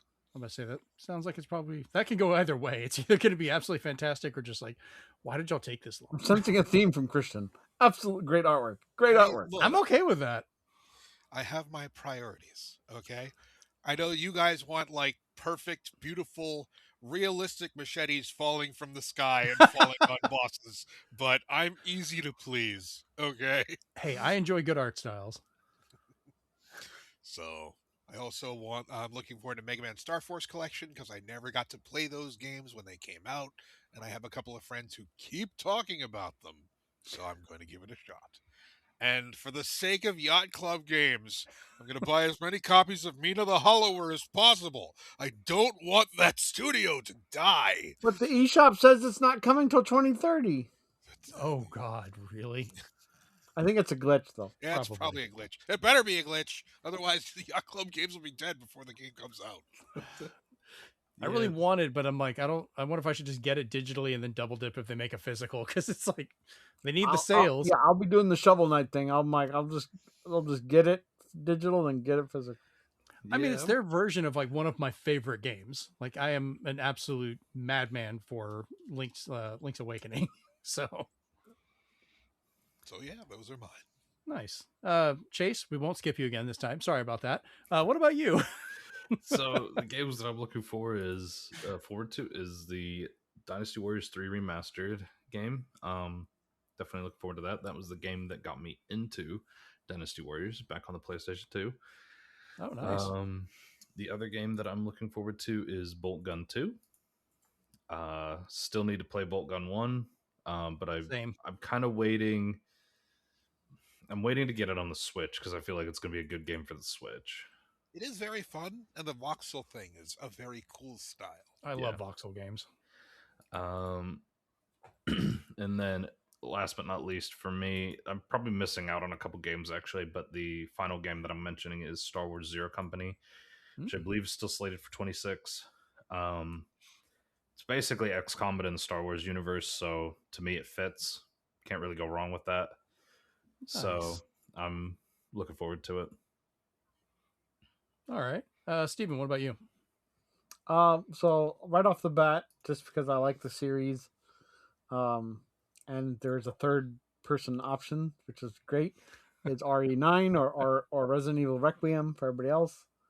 To the point where, yes, I pre-ordered the controller for Switch 2, and I'm getting the triple pack so I can have 7, 8, 9 with it. So at least I get 2 good games out of there. So that's good. Looking forward to Bradley the Badger. It's probably the closest thing we're ever going to get to another Conquer right now. I want to see how far it takes the envelope. Pushes that to all the parodies it's doing of all the different worlds. I'm curious if that's ever going to make it off PC. It feels like it's very PC centric, but we've said that about titles before, and they made it to console. Which I'm okay with too, because yeah. Especially if there's a demo eventually. Another one would be Star Wars Galactic Racers, just because it's not all the Burnout guys. They work for 3 Fields, right? But it's some of the Burnout guys trying to say, well, what if Episode 1 Racer and Burnout got together and had a baby? It would be called Galactic Racer. So I was like, all right, let's go for that. Another one's a labor of love that is getting nothing but positive impressions, and that's Orbitals. I'm really looking forward to that because it's kind of like, what if Split Fiction and classic anime, got together and made a game. Another key card I'm going to be getting in 2026 will be Pocopia, because it seems like small enough that it's not going to be overwhelming like Minecraft for me, and then I can just kind of play at my own pace and not worry about getting attacked or blowing up or anything like that. So I want to try that. I adored the demo for Adventures of Elliot.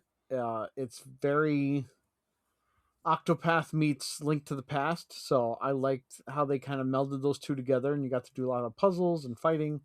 Looks great. Can't wait to hear a release date for it.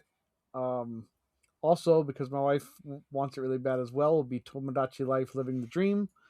I'm glad it's coming out this year. As weird as it's going to be, there's just so much to always do in that you're just like, what weird stuff can I get into next? And lastly, I swear this game should be published by Devolver Digital, but that's Recoin, the coin pusher roguelike that takes everything like Clover Pit and Ball-X Pit and Balatro and just says, what if we did that to one of those coin pushers you'd play at one of those conventions and stuff like that? I forgot those were even a thing. So that's the bit that surprised me the most. Are So these when they the brought ones? back the demo, I think it's back now on Steam again, so you can play it.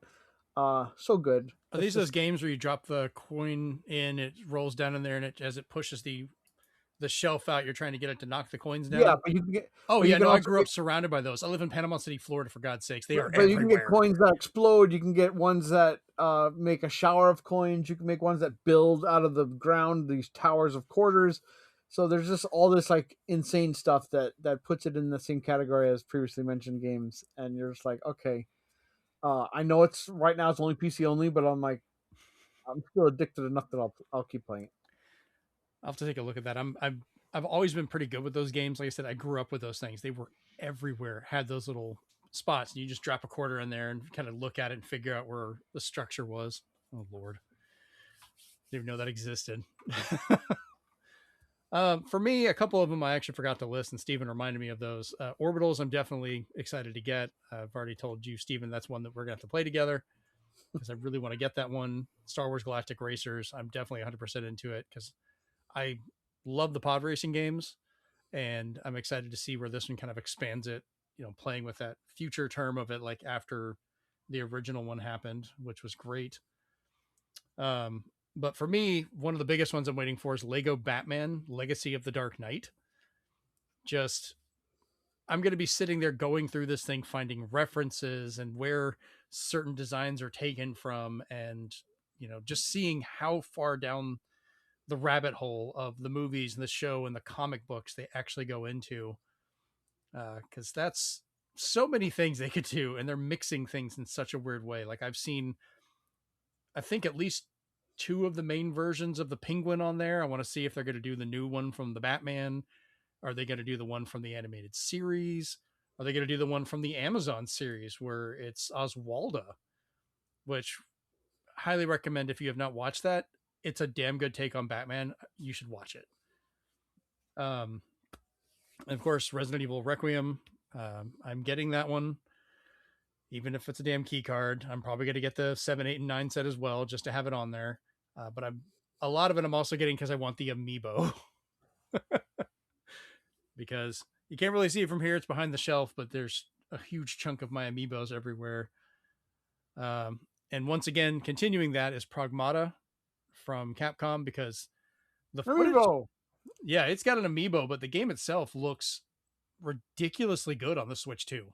Like it's really shocking how much it's pushing the hardware. Yeah, and people are saying if it does use mouse controls, it'll probably be the definitive edition.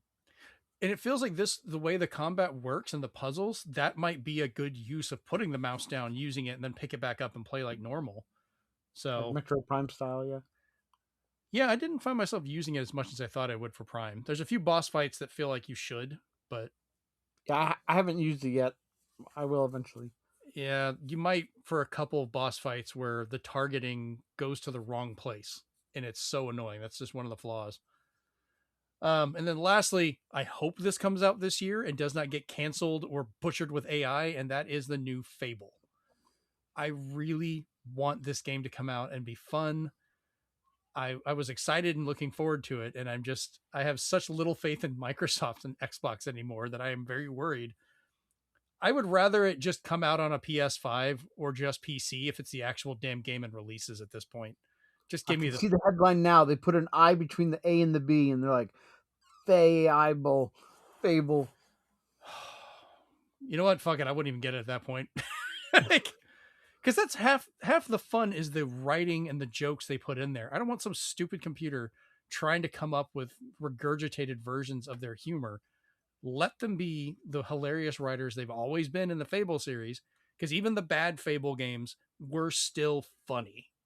They still had moments that would make you laugh with how absurd everything was, even if the game sucked. Shit, even the Kinect one had some funny stuff about it. So if you can make this worse than the Kinect game, AI is truly fucking ruining the world. Like, I'd rather play this with a Kinect. Speaking of Kinect, that's the next iteration of the Kinect is outselling the Xbox, the NEX Playground. Of course. Just, God damn it. Thanks for making me even more depressed. All right. So let's jump into our predictions for 2026 real quick. So for me, just to be talking about depression for this, I'm pretty much seeing we're going to get multiple price increases as hardware costs rise with, just RAM and everything else becoming so expensive, people cutting back on stuff. Like, I want to know how much this Valve setup's going to end up being, because there's no way they're going to even be able to cut it down now. So I'm guessing we're going to get 1,000, if not more, just because of the RAM and the graphics card.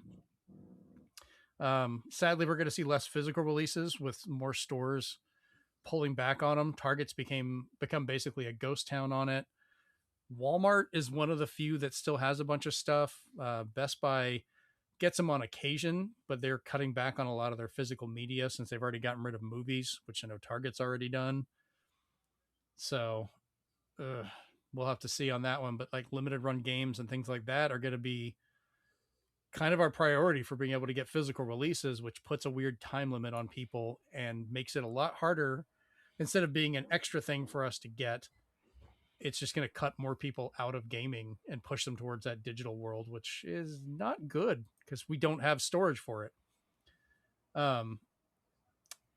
Yeah, kind of go from that. Steven, what about you? My prediction is more happy because everybody. I'm bitter.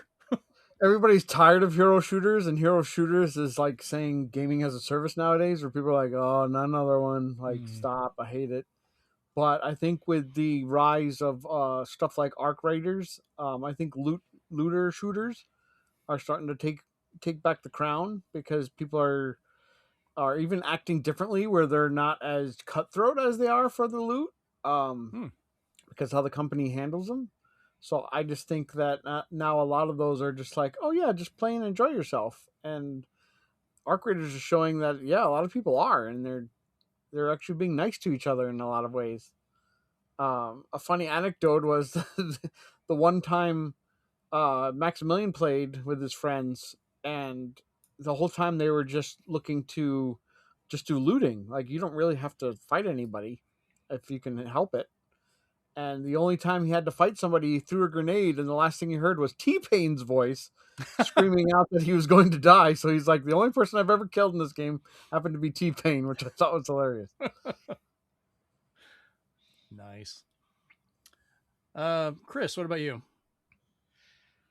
With all this stuff happening, I do think that there will be trouble with AAA gaming and a lot of the big tech stuff that uses all the big chips. So I think a lot of indie creators are just going to strike out even more than usual, especially with this whole anti-AI boom going on. And I think we're going to get a lot of simpler games. And the simpler the games are, the easier they're going to put on physical cartridges. So hopefully that'll be two better parts. A good game doesn't have to be packed. As you guys said with the Call of Duty thing, if, or even Firebreak, you could have a game with amazing graphics and a wonderful pedigree, and it can still suck. So, in the end, it really depends on the creator's vision and the dev team. So, maybe we'll get a bunch of stuff that's like classic Super NES pixel art again. Who knows? You just set up Chase for the perfect segue. Nice. All right, Chase, what about you? So my prediction for 2026 is, just because there was like 3 smaller studios that got hit for it, is I think we're going to be finding out a lot more, and I think there's going to be a lot more smaller companies that are going to be getting found and chastised for using AI to some extent. I mean, the people that made Claire Obscure got pinged for it. Larian's gotten pinged for it. There was another studio that got pinged for it.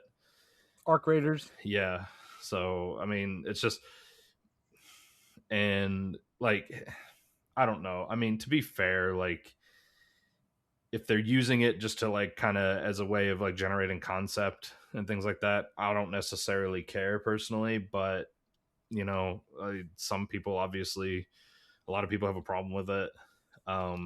Yeah, it's getting to the part where kind of almost like the key cards, people are vitriolic about it and Yeah. like, oh, I'm no longer supporting it for that.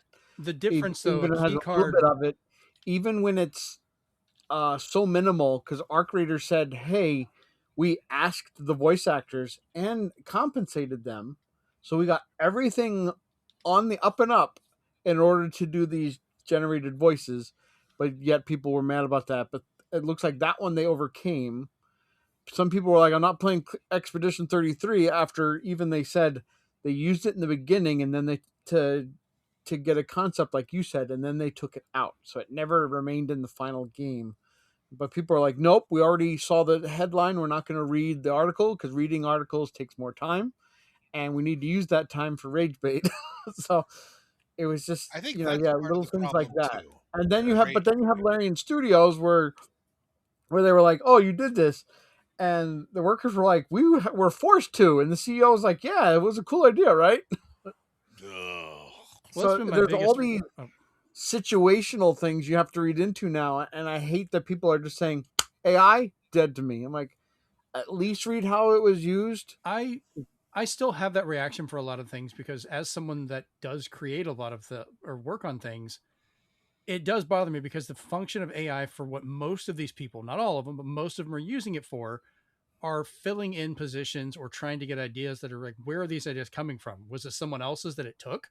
And now you're just saying because the AI thought this would be a good scenario to go with, we're going to run with that when somebody else may have written a story that they pulled that from. And then now that's being used without your payment or idea. And like the guys from Clair Obscure explained it pretty well. They were like, hey, it was early when AI was still being developed and we were testing out the tool and before we knew exactly how it worked. And then when we realized how it was, we got rid of all of that. And I was like, okay, that makes sense. Like you said, people aren't reading the articles. That's, the knee jerk reaction to it. But like with what Microsoft is doing is absolutely pissed me off where they're just like, yeah, we have to use this. We're pulling from all this stuff. And it is, where are these art assets coming from? Where are these voices coming from? These ideas coming from? Because AI cannot make anything ever. It does not create a single thing. It only It can make a lot of regurgitates what it's mistakes. taken.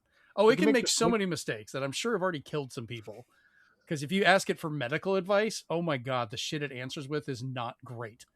it's like our modern CDC.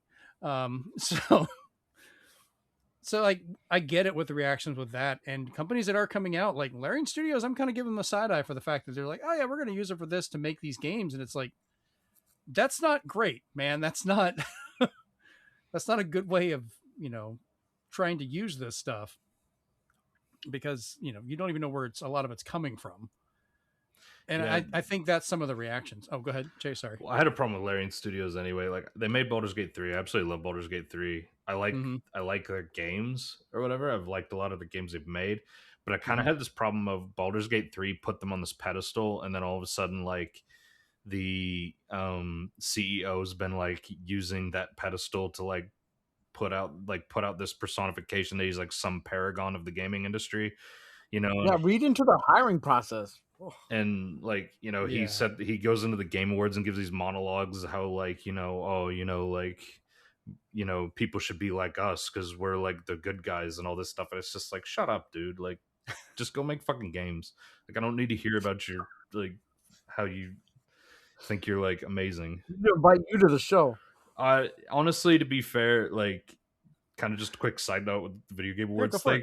We need Ricky Gervais to be to host the Video Game Awards, so that way he could just tell these people, when you come up here, just get your reward and get the fuck off the stage. I don't need to hear about your wife, your kids, your fucking like God. I don't your agree agent, with that. like all that stuff. Like it just gets annoying. I don't agree, but that's the point of this though. Like if you just want to see the award, then wait till the next day and read a list. But if they want to have those speech and talk about what inspired them or who they're doing this for, like it's no different than the Oscars and everything else. Yeah, having the attitude of shut up and entertain me isn't a great way of doing that. It's like, they did it, you enjoyed it, let them have their moment with stuff like that. Well, the Oscars are moving to YouTube, so we'll see how that works. Yeah, God, that's a whole other thing. I think the only reason the Game Awards were this long this time is because they were counteracting what happened last time I think the next Game Awards will be a nice middle ground. I hope so, because like I don't need people like pulling out sheets of paper and reading from them. Well, You some of just these need people, Statler and Waldorf back. some of them are not their first language, or they're just trying to, there's a lot of people to cover for that with what they can bring up there. I get that. But you How have the about we opposite don't of need it, the- where people were trying to talk or talking about people that died making these things, and they played them off. And it's like, you got to have a balance there. Like, Or how about we don't have almost the entire cast of Street Fighter announcing a category? no shit. Yeah. And it wasn't even, they weren't even announcing the fighting game category of all things. Like that's the part that killed me. Which one did were they announcing announce? themselves. Because it wasn't even like best adaptation, was it? Like it was something else. It wasn't like, to me, if you're going to bring out the cast of Street Fighter, which is fine, then that should be the announcement for the best I fighting can't game. remember. It was like best narrative or something weird. Yeah, I it don't was- Well, remember. like I said, fighting game or adaptation. Like that would have been great for both of them. Neither one. You know? It was neither one. Right. So weird. Oh man. Yeah. No kidding. Oh. All I right. think Chase is just tired of the buzzwords. Yeah, well, of course I am. I'm tired of buzzwords. I'm tired of rage baiting stuff, but that's like the internet culture nowadays. But yeah, I think we're just gonna. But I definitely think we're gonna see and hear about more like of these smaller companies utilizing AI in some way, shape, or form, and then people are gonna start to get, and then it's gonna be this thing of you're guilty until you prove yourself innocent, sort of thing. Yeah, it sucks. The only reason I kind of agree with that, though, is given what the tool is. It's not like you're like, oh, I don't like Photoshop. Like, okay, that's not taking people's stuff. You're just using it to make art as you're going through stuff. AI, just by its nature, regurgitating other people's stuff is what bothers me. It's like a lot of the stuff behind it. It just needs. It's it not just a needs creative to be force. Internal. I think that's the main solution for this. Is it has to pull from internal sources and not everything else. Because AI has become such a blanket term for a lot of stuff, like depending on how it's actually being used. Because we've used the term AI since all the way back from, good God, we're talking like Super Nintendo. But now, if something and looks stuff, too like, good, you'll be like, "That's AI." which that has become a problem. But that's kind of also been fed by these people that are pushing like, oh, I'm an artist because I clicked in this stuff and told it to regurgitate this out and tried to, put it out there. I love it. Like Dragon Con this year, someone got yanked off the floor by security and tossed out of the building because he was selling a bunch of shit that they did for AI in the middle of the artist alley. Like they tried to sneak in and do that. And it's a hot mess for a lot of that stuff. All right. So let's go to our last little question for this one. So what are your predictions for the first Nintendo Direct, Sony State of Play, Xbox Showcase, which you can pick one or do all three if you want. Chris, we'll start with you on this one. I figure we're going to get something with Balatro, something with Vampire Survivors, and a retro 2D game. Possibly all three at once. Nice. Yeah, I'm wondering what the next Balatro thing's going to be. Where he'll appear next. Yeah. Steven, what about you? I think for the Nintendo Direct, because he said the game has been so big, he doesn't think he can ever make a game this big ever again. I think we're going to get a Switch 2 edition of Smash Ultimate with just some like key fixes probably here and there. I don't know if we'll get an extra character or anything like that. Maybe a stage or some moves. That's about it. I'd just be happy to get a complete edition for once. Yeah, there you go. They can probably do that too. Yeah, we've never done State of Play. State of Play. I think Blue Point's next game will finally be announced because they already got their games as a service God of War canceled. But the latest rumor is they're remaking the first God of War, which I'm all for. All right. And what about your Xbox one? Yeah. And then finally, the Xbox Showcase. I'm probably the nicest of these predictions, but I think they'll finally show off a damn Switch 2 game. Yeah, we have not gotten many announcements. We've gotten like since they saved all that money, since they couldn't afford to give us their Xbox Wrapped for 2025. Such a fucking disappointment. I was like, oh, that'll be fun. No, we're not getting it because one of the richest companies in the world wants to save money. No. Chase, I know you had this one blank. I didn't know if you had any answers for this one or. This one was a bit tough for me, but the So the Switch Direct, Switch 2 Direct, sorry, Nintendo Direct. I couldn't really come up with anything on that. I don't know. I don't know if we'll actually get a Smash Switch. I think eventually we'll get a Switch 2 version of Smash. But I was kind of unsure on that one because I'm not necessarily well versed with like Nintendo stuff anyway. Sony, it could be a licensing nightmare. Yeah. I mean, Nintendo's got the money though. If anybody's got the money, Nintendo's got the money. With the Sony State of Play, I originally was thinking maybe PlayStation handheld, but then I was like, nah, it's probably too early. We're probably still like a couple years away from that, maybe. But I don't know, with the kind of the age of handhelds now, like it could be coming sooner than we think. And then with the Xbox One, I don't know. I think we're going to see Xbox kind of maybe pushing at some point. I don't know if it's going to be the next one, but I think at some point we're going to see Microsoft pushing more and more towards, just pushing harder into the Xbox Play Anywhere and just trying to be more like a Steam competitor than anything else. So no gameplay from Gears of War E-Day? No, probably not. I don't know. E-Day is probably not coming out towards the end of the year. Oof. Maybe. I don't know. Because, I mean, all they said was 2026. I don't think they actually have given like a month. I think they've usually been like November-ish for those releases, haven't they? Yeah. So, yeah. Well, the year kind of just makes sense. Except I think Gears 5. I think Gears 5 came out earlier than... I think that came out in like February, like however many years ago. They surprised us with Ninja Gaiden 4, so there's hope for them yet. Yeah, that's true. Very true. All right. For me, for the Nintendo Direct, I'm thinking we'll finally see something about a new Mario title post Odyssey, like a 3D Mario, because they've had time to work on that. I know part of the group was working on Donkey Kong Bonanza. They've had that out for a little while now, so we might kind of hear the first rumblings of it at least, or maybe see like an early one. But Nintendo's been pretty good about announcing things kind of late, so they come out shortly thereafter. So we'll see. For a Sony State of Play, I think we'll get another cheaper PlayStation 5 because they've been pushing towards that for trying to bring the cost down. But I kind of think they're going to be less built-in memory, maybe enough for like one or two large games instead of the little bit larger we had. Because we've already, one Call of Duty. Yeah, probably at least one Call of Duty, yeah. Because like right now, they've already shrunk the memory back down to launch state, trying to save money. And that pushes off the cost of memory expansions onto the consumers to pay almost as much of it now just to get a couple terabytes of storage as that increases. So, and I think that's going to end up holding off on a lot of the handheld plans for stuff, be it Steam, PlayStation, stuff like that. And we'll talk about some more in the speedrun that came up.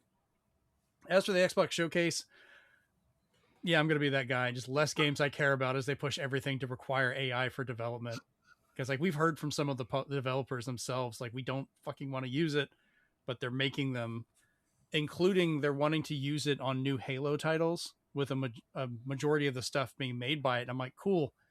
I honestly give no fucks about playing Halo at that point. I'll go back to the Master Chief Collection. But I love how they led with that though. And then if you read further into the article, it said, oh yeah, also Gears and Forza. I was like, uh-oh. Yeah. I'm kind of just getting to the point, just like let Xbox die, let it go, sell off the IPs to somebody else, and just let it go before you make it whatever the hell this monstrosity is going to be. I think I honestly think that they're, just what I said. I think they just want to become a launcher. I think they just want to become like a Steam competitor launcher. And because you can already kind of see it. Yeah, the only problem is they're finding every way to do it wrong. Well, this is the next one. Pretty much every Steam competitor. You could pretty much say that about every Steam competitor, though. Like I will know Steam is king. I will know when the nails start going in the coffin is when if Game Pass ever appears on Sony or Nintendo. Because they've teased it so many times with Nintendo, saying they've pushed for it. Yeah. And I was like, if they get that, they're done. Like, put a fork in them. Pretty much. I mean, like I would love to see, like I said, Fable and some of this other stuff, but I'm very hesitant about the quality of what this stuff's going to end up being, for that. It just concerns me. So, all right, let's go over to the speed run. So, two parts of the same part of the story. Warner Brothers has finally announced that they will be turning down the second attempt by Paramount and their backers for a hostile takeover offer and will be sticking with Netflix. But the Paramount Group is still trying to go past the board and paying off shareholders for a true hostile takeover in the background. So they're pushing to just brute force it and be like, no, no matter what you guys agree you want, we want to just buy it out. So we're going to try. Good time to be a shareholder. Yeah. Well, even the shareholders that have been talked to are like, yeah, we don't trust of what they're going to do with it, or if they'll even actually pay us. And that's the biggest thing, is like they'll get control of it and they're just not deliver. I want a briefcase, unmarked bills. But on the flip side, with Netflix being the one that's buying Paramount, which is a little more hopeful than what would happen with Paramount, but not great anyways. They've hinted that the exclusive window for movies would only be 17 days before putting them on their streaming services. Note from myself, this will likely lead to another increase in the cost of the services to make up for lost theater revenue from Warner Brothers and everything else. So if you want to watch movies at home, great. If you want to go to the theaters, they are slowly killing it. And lastly, the other bit of news that I had was Asus announced that they're across the board doing price increases for all their portable systems and hardware, including the ROG Ally X and everything else they've got coming out. So those were already hitting $1,000 or more are going to have a significant jump from that because of the increase in tariffs and the absolutely ridiculous rising cost of hardware. You have 2 to 3 days to buy what you want. Yeah. I mean, it's getting to the point now, like if you wanted 64 gigs of RAM, which used to be just a few $100s, like for that decent upgrade, is now like $1,500 for the RAM by itself. Yeah. A lot of people are saying also like buy the PS5 Pro. If you just want the best in graphics for consoles, buy it now, because it ain't going to be $750 forever. I was actually considering doing that as well. And I don't even really, I was like, I don't even play it that much. I'm like, might want to just bite the bullet and do it now. Because yeah, it's going to be a big hindrance, I think, on PC gaming. Like it was making such great strides for that, but now it's just going to price everybody out. Like you can't afford to get them even on the cheaper handheld versions. So, All right, let's get over to the big question to wrap up tonight here.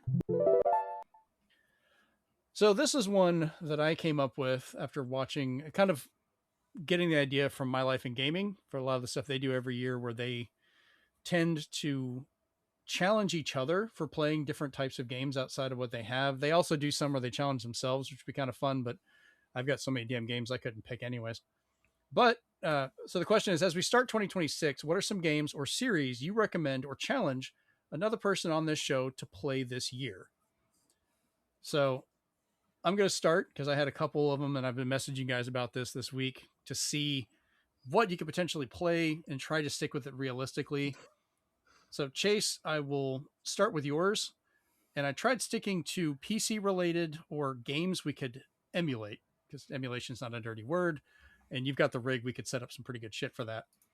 The first one is, have you ever heard of a game called Carrion? Is that for Dreamcast? No, this was actually on the Switch. That's Carrier. Yeah, no, Carrier. I wouldn't do that to him.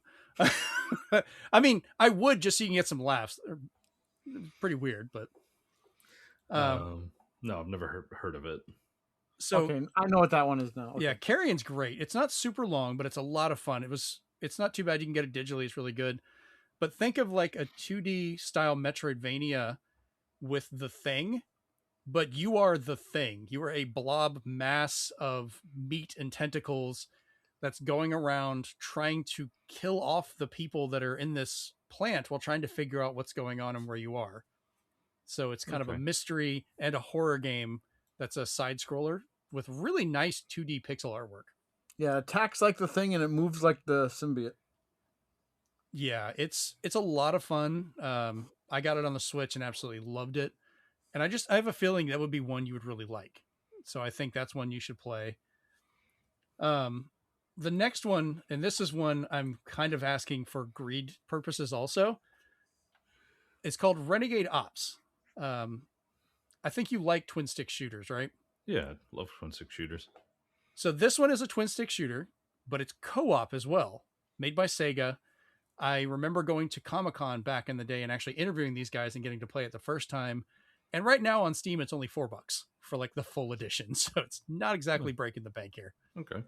But it's a gorgeous above view where you are driving in different vehicles.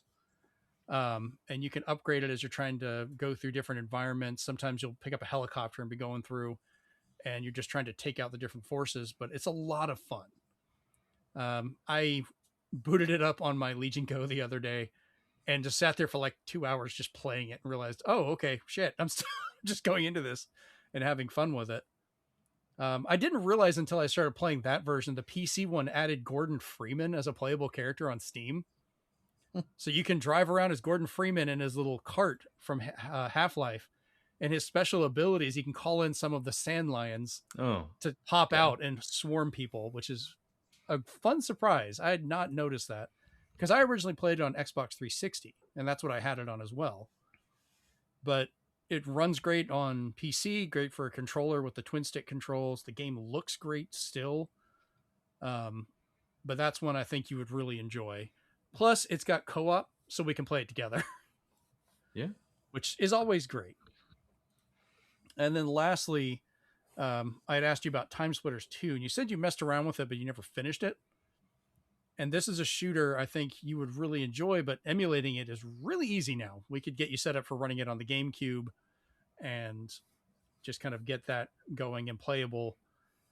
And I think it would be a fun shooter that you would enjoy. That it's from the guys that did GoldenEye and Perfect Dark and everything. And Haze. And we don't talk about Haze. Yeah. Free radical. Yeah. This was before that drug problem. Or whatever that was that caused it. It was a drug problem. Ironically called Haze. But Time Splitters I've always really enjoyed. And Time Splitters 2 I think was the peak of it. I mean, for God's sakes, you've got monkeys with guns. Yeah. So it's definitely worth playing that one. But I always liked the time travel aspect of the shooters.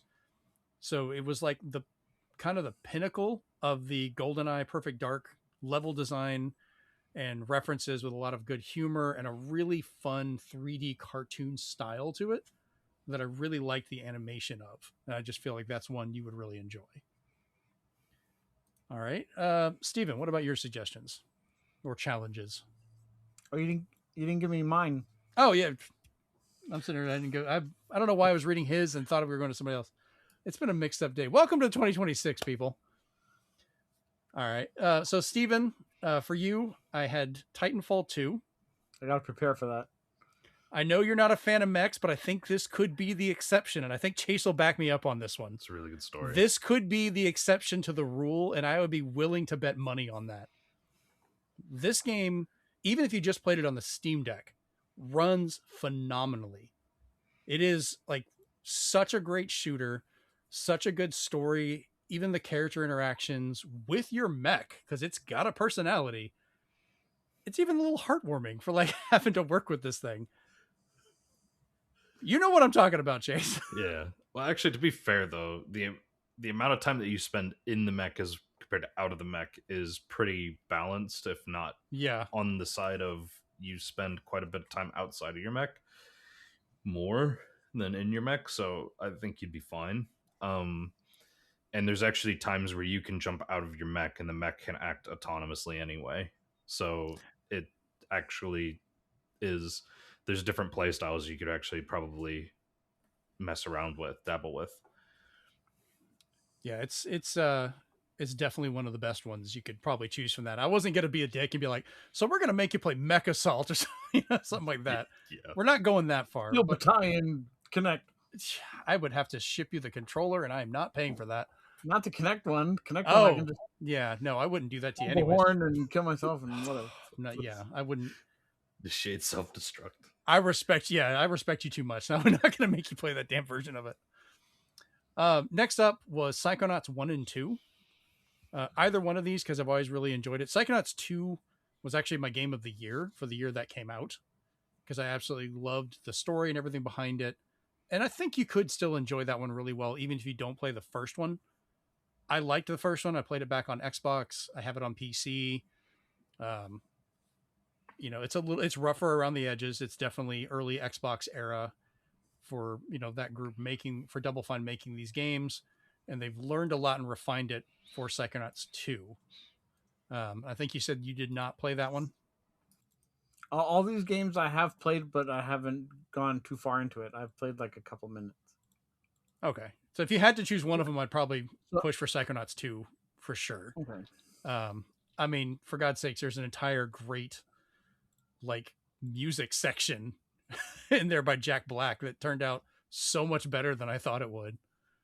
So, and then lastly is a PlayStation 3 game. I wasn't sure if you had this one or not. I was hoping you did because it's kind of a pain in the ass to get it. I do. It's 3D Game Heroes. I think you said this is another one you started but didn't finish. Yeah, I think what enticed me to it in the first place was on the back of the box. It shows like a sword that makes Cloud's sword look like a dagger. Yes. So what I love about this one, this is basically an early HD The Legend of Zelda with a great sense of humor about itself. It takes nothing seriously. Everything is a joke, which is great. Your weapons and items get absolutely ridiculous for how big they are. But as we talked about earlier, and Chris was pointing out, this is all voxel based. So all the graphics are voxel, but you can make your character. It'll actually let you mold and create how your character looks. So I did an entire playthrough where I made my character the A-Team van. I just said, fuck it, I want to see if I could do it. Made him a van, and that's what I am. And I'm running around swinging a sword and doing shit. And it's hilarious. So you can really get creative and have fun with it. But it's one that I would love to see you actually play through just to kind of get the jokes and everything from it. And I think you'd really enjoy kind of exploring that style of game on that one. So, okay. And then lastly for Chris, once again, I'm also choosing Carrion because you said you'd played the demo of it, but never played the actual game. That's correct. But the same stuff still applies as I was saying to Chase. I think this would be one that you would enjoy as kind of a Metroidvania with a really creative 2D pixel art style for everything. Like the lighting system is absolutely gorgeous, and just the physics of how your blob tentacled massive meat runs around. Like all the tentacles stick to things as you're running around. It's intriguing just to I want to say run around a room, but I guess slurp yourself around a room. And to put yourself down drains, or just when you take over and eat somebody, that's really fun. They scream. God, do they scream when you start eating them. But that's one I think you'd really like. But another game for you was the Great Ace Attorney Chronicles, which is kind of like a Phoenix Wright game, but it takes place in the late 1800s. As you're kind of coming across as an immigrant over to London at that time, and it kind of plays off like you're an ancestor of, the Ace Attorney characters. But I was really intrigued by it. It's got a couple really good stories in it. I have this one on the Switch, which I think is all it came out for. I don't know if it came out on PC as well, but I don't know. Are you a fan of the Ace Attorney style games at all?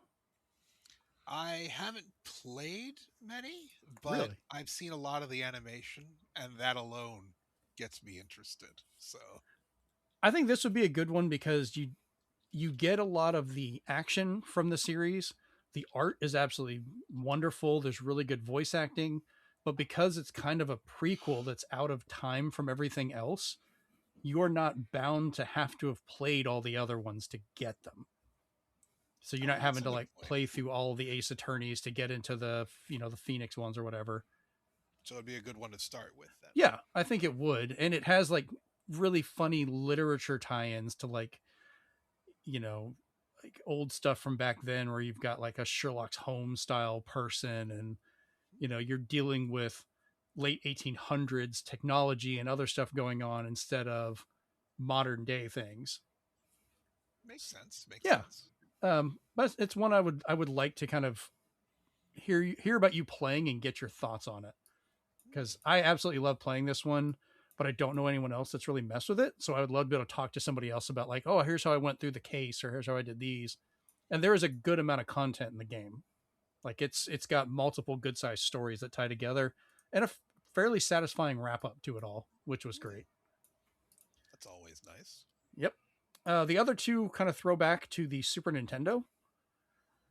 More than likely I have to play these via emulation. I don't know if Steven has the cartridges or you want to hunt these down, but they're still worth playing. I'll find a way. Don't worry. Illusion of Gaia and Secret of Evermore are some of the best like action RPGs on the Super Nintendo that I really enjoyed back in the day. Enough that I know like Secret of Evermore, I did an entire stream playthrough where I played the entire game, and it has a great sense of humor because your companion is a dog that changes shape as you time travel. Oh, that's pretty cool. So if you're in the future, it's like a robot toaster. Or if you go back into the past, it becomes like a caveman dog where it's like this big brute of a dog. Awesome. The medieval times, it like becomes a poodle. Like it's really funny. Good Super Nintendo game. Illusion of Gaia is a little bit more out there with part of the story, but I kind of liked. I always remember the art style from it and how the story goes, where there's a lot of multi-dimensional stuff going on, and finding out the past of characters and how everybody interacts, and it was always stuck with me more than like Secret of Mana is kind of a similar style game, like for how it plays. Go ahead, Steven. I also want to mention with Illusion of Gaia, Chris, that if you like the world, it's been fan dubbed part of the Quintet trilogy, which also includes people used to think Soul Blazer, but they're saying it's not as direct connections. But if you want the true lineage, it's Illusion of Gaia, Terranigma, which you have to either get a special cart or get it by other means. Yarhar. Yeah. And surprisingly, Grand Stream Saga for PS1. Oh. So those all share thematic similarities to the universe of the Quintet things. I'd heard of Terranigma, but I wasn't aware of the PlayStation one. What was it called again? Grand Stream Saga. It used to be Soul Blazer, Illusion of Gaia, and Terranigma. Terranigma was the last one to come out of the Quintet trilogy, or the Gaia trilogy, some call it. Because I played through Soul Blazer, and there was creature similarities when I played Illusion of Gaia, where I'm like, I've seen that guy before, and he was in Soul Blazer. Right. So that's where I put the connection, but people are starting to debate that and saying, well, Grand Stream Saga has even more of that. So, but right now, Terranigma, I think, is like the pinnacle of the three, but they said Illusion of Gaia is the most story-rich version of the three. So it's a good place to start. Right. They're not to be played in any order. It's just if you like the world and you want more of it. Makes sense to me. So you're going to get the most lore from Illusion of Gaia, but you'll get more of the world that you like or dislike, whatever it comes to, through those other three games. So it's nice. Because Illusion of Gaia, that's the only one I've played of these. I wasn't even aware originally that there were anything connecting to it. So like the world itself was still well built in the game. You had an actual ending to it, and could explore. But hey, I'm always down for extending it. I didn't learn till later about Terranigma, but since I beat Soul Blazer first, and then I saw the same boss in Illusion of Gaia, I was like, wait. Yeah, I think I heard about it. Like it was supposed to be translated, and I think it made it to Europe, but it never made it here. Yeah, made it to Europe because there was repo carts out there of it. So I would definitely say just emulate for these. Like I said, I mean, some of these are hard to get. Like I have Illusion of Gaia and Secret of Evermore, but they can be kind of pricey sometimes depending on where you go. So it may not be worth having to break everything out. And if you just play it on a good handheld, you should be fine. Oh yeah, no, you're golden. Yeah, and that's what I was trying to stick with is realistically for these, so you guys could actually play them. I don't want to be like, oh, you should play this game, and it's like $1,000 and impossible to find or emulate. What's the point of? Although we'll all be able to play Little Samson in 2026. It's coming to Switch. Yeah. But once again, Renegade Ops is only like $4, Chase. You have to jump on that. And that's like for the complete one with like all the extra missions too. Okay, now, Steven, sorry about that. Hey. Yeah, first I'll start with Chris. Since he believes the future will be with pixel-based 2D games and stuff. If Not you exclusively, but if you want There's if you some good want ones. Contra and Wild Guns to have a baby, that's Neon Inferno. But it's got really good atmosphere. It's like cyberpunkish. It's really nice pixel art. It's out right now. There's a demo on I think PlayStation and Steam, so you can try it out right now and see how you like it. I think the controls are very intuitive. It did a great job, and I played through the demo, and I was like, "Wait, what do you mean it's already over?" that's a good It was sign. one of those that I was just like, okay, I guess I'll wait for it since it is coming physical to Switch.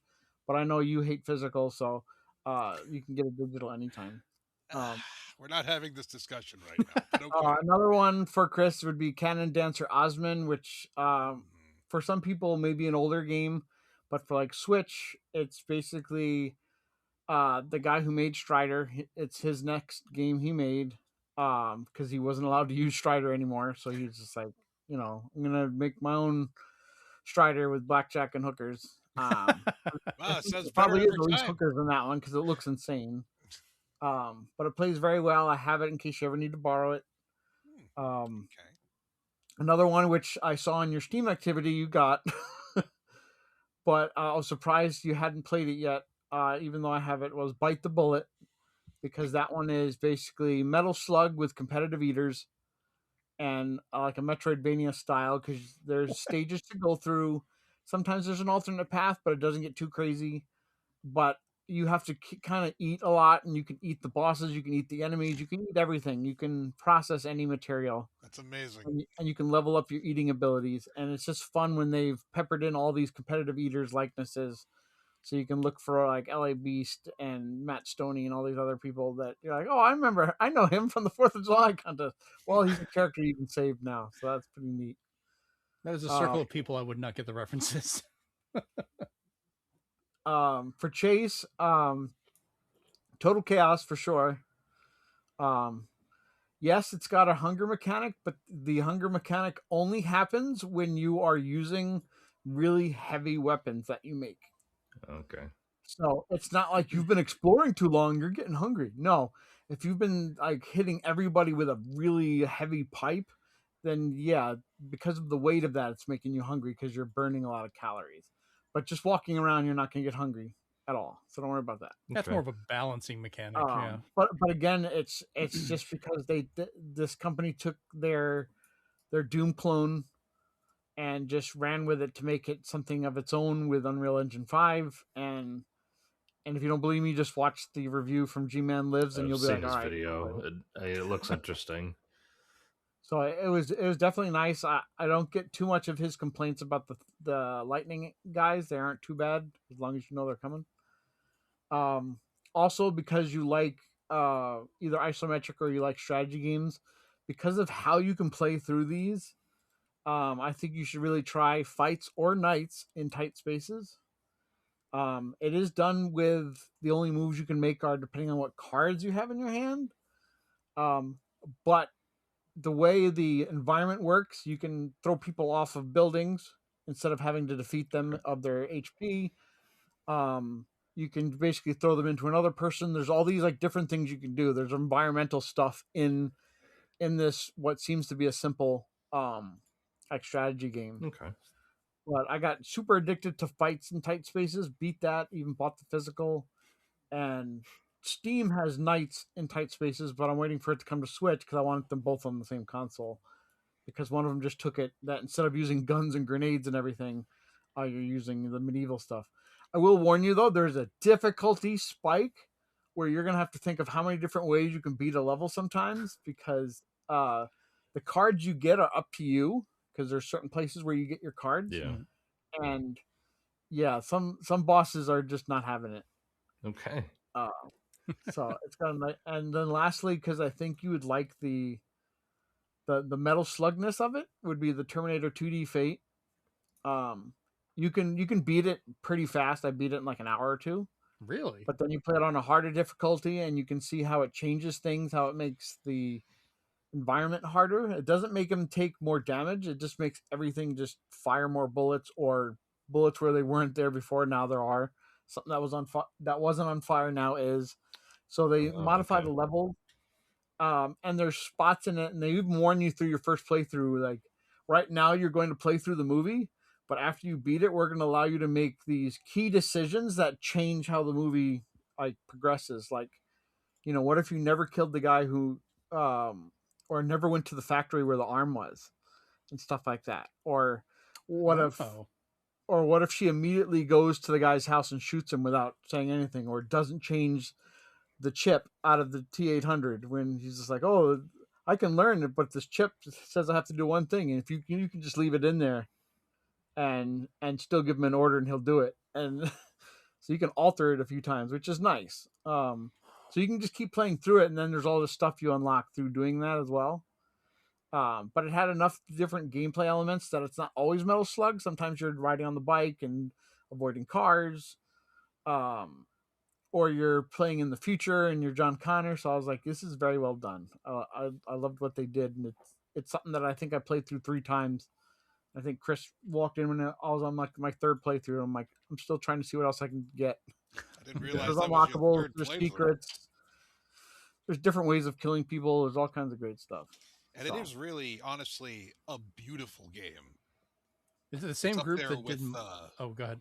It's up there with Shredder's Revenge in terms of, detail for everything. So was it some of the same people that did Mummy Demastered, or is it just similar style? I think it's just a similar style. Okay. And oh boy, is there amazing remixes of the T2 theme. So that's awesome. Yeah, I'll definitely have to get that one. It is physical. It is physical for all the systems, so you can get it on any system you want. I'm not going to judge you. You can go straight to Reef Entertainment. They are based out of the U.S., so you could probably get it shipped to you if you wanted to. So you can always try those. And I think the only thing that's sold out is the collector's edition, because you got like the head of the Terminator and all that crazy shit. Yeah.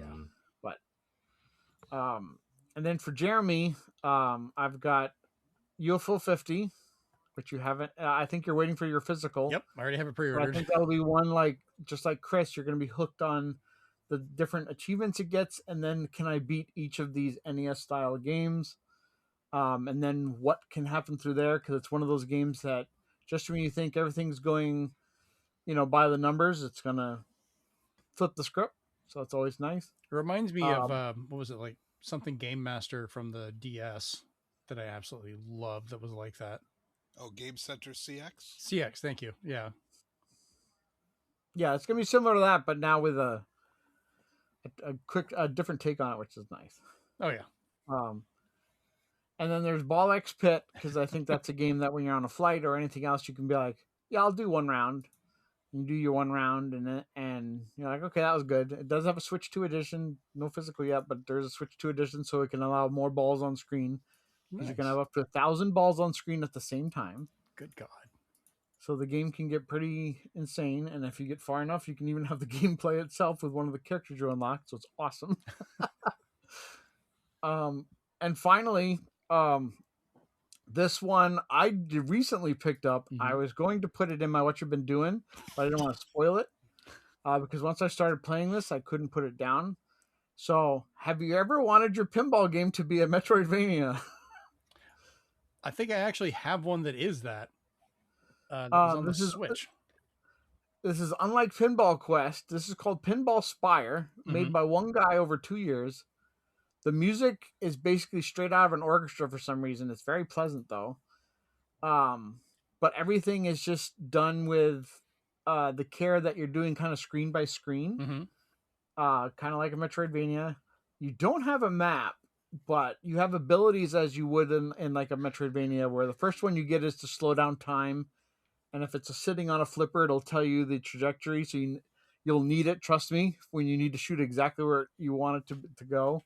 It's very hard to die. In fact, I never have. It's just you go back a screen. Right. But then you get new abilities like being able to set your ball on fire to light torches, being able to nudge the table or the screen 3 times to specifically move your character. And then there's all these secret accessories to get throughout the game, kind of like Castlevania, where it changes what you look like. You could have a patch or a rainbow trail or a bandana. But it was like $15 on Switch, and I was just like, there's got to be a reason Nintendo put this on their YouTube channel. So I was like, I'm gonna try it, and I was like, wow, this is actually really addicting. So I'm always down for more pinball games. exactly. I was already looking to see, like, did it get a physical release? I'm like looking to see if I could find it. But I mean, even yeah, it's simple, but it's beautiful. Sometimes simple games are some of the best ones because you just get the mechanic and you enjoy it. And for like Ball X Pit, I've been interested in that one just because I keep hearing about you playing it and the way you've described it and the fun you've had with it. I'm like, okay, that sounds like it could actually be a lot of fun. And it's kind of nice. I probably would get it on the Switch too, or some of these I'd end up getting on the Steam Deck and just play it on that possibly. But Switch 2 would be fine. And I guess both of them are available for that. So yeah, I'll take a look at those. Nice. All right. Chris, I guess you're next. All right, let's see. So for Jeremy, for the first one I thought of was Blade Chimera, which is basically imagine an SMT game like Strange Journey kind of thing, but as a Metroidvania. I'm seeing a pattern. You guys really think I like Metroidvanias? I wonder why. Well, I'm intrigued. Well, that you already like Metroid, so. Oh, I love Metroidvanias. But the game has a nice classic feel to it, but it also adds an interesting mix between classic Japanese like ghost stories and things like that, but it's also set in a cyberpunk future. And it also has a really interesting story that you find out the farther you get in the game. So it's not just about grinding and finding new stuff. You're learning about the protagonist, which is always a fun thing in these types of games. I like the style of it. It looks clean. It's quite beautiful. It's made by Ladybug. They almost exclusively deal in Metroidvanias and 2D shooters. So I think you should check out most of their repertoire. Okay. And for the second one, I don't know if you've played this one yet. Star Control 2, the Ur-Quan Masters.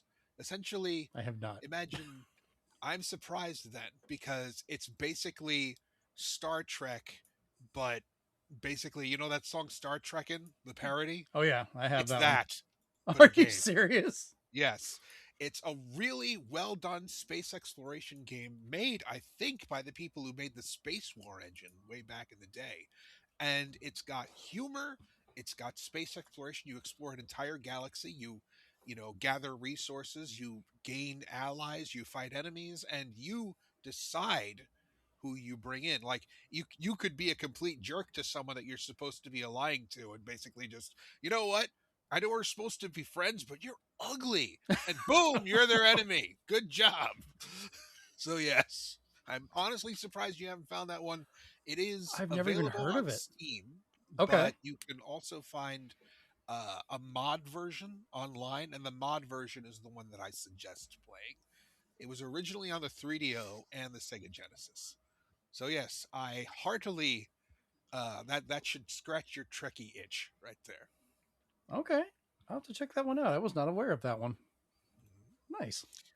Okay, so for Steven, I forget if you've played Dude Stop before. I've never heard of that game. You haven't? Oh boy, okay.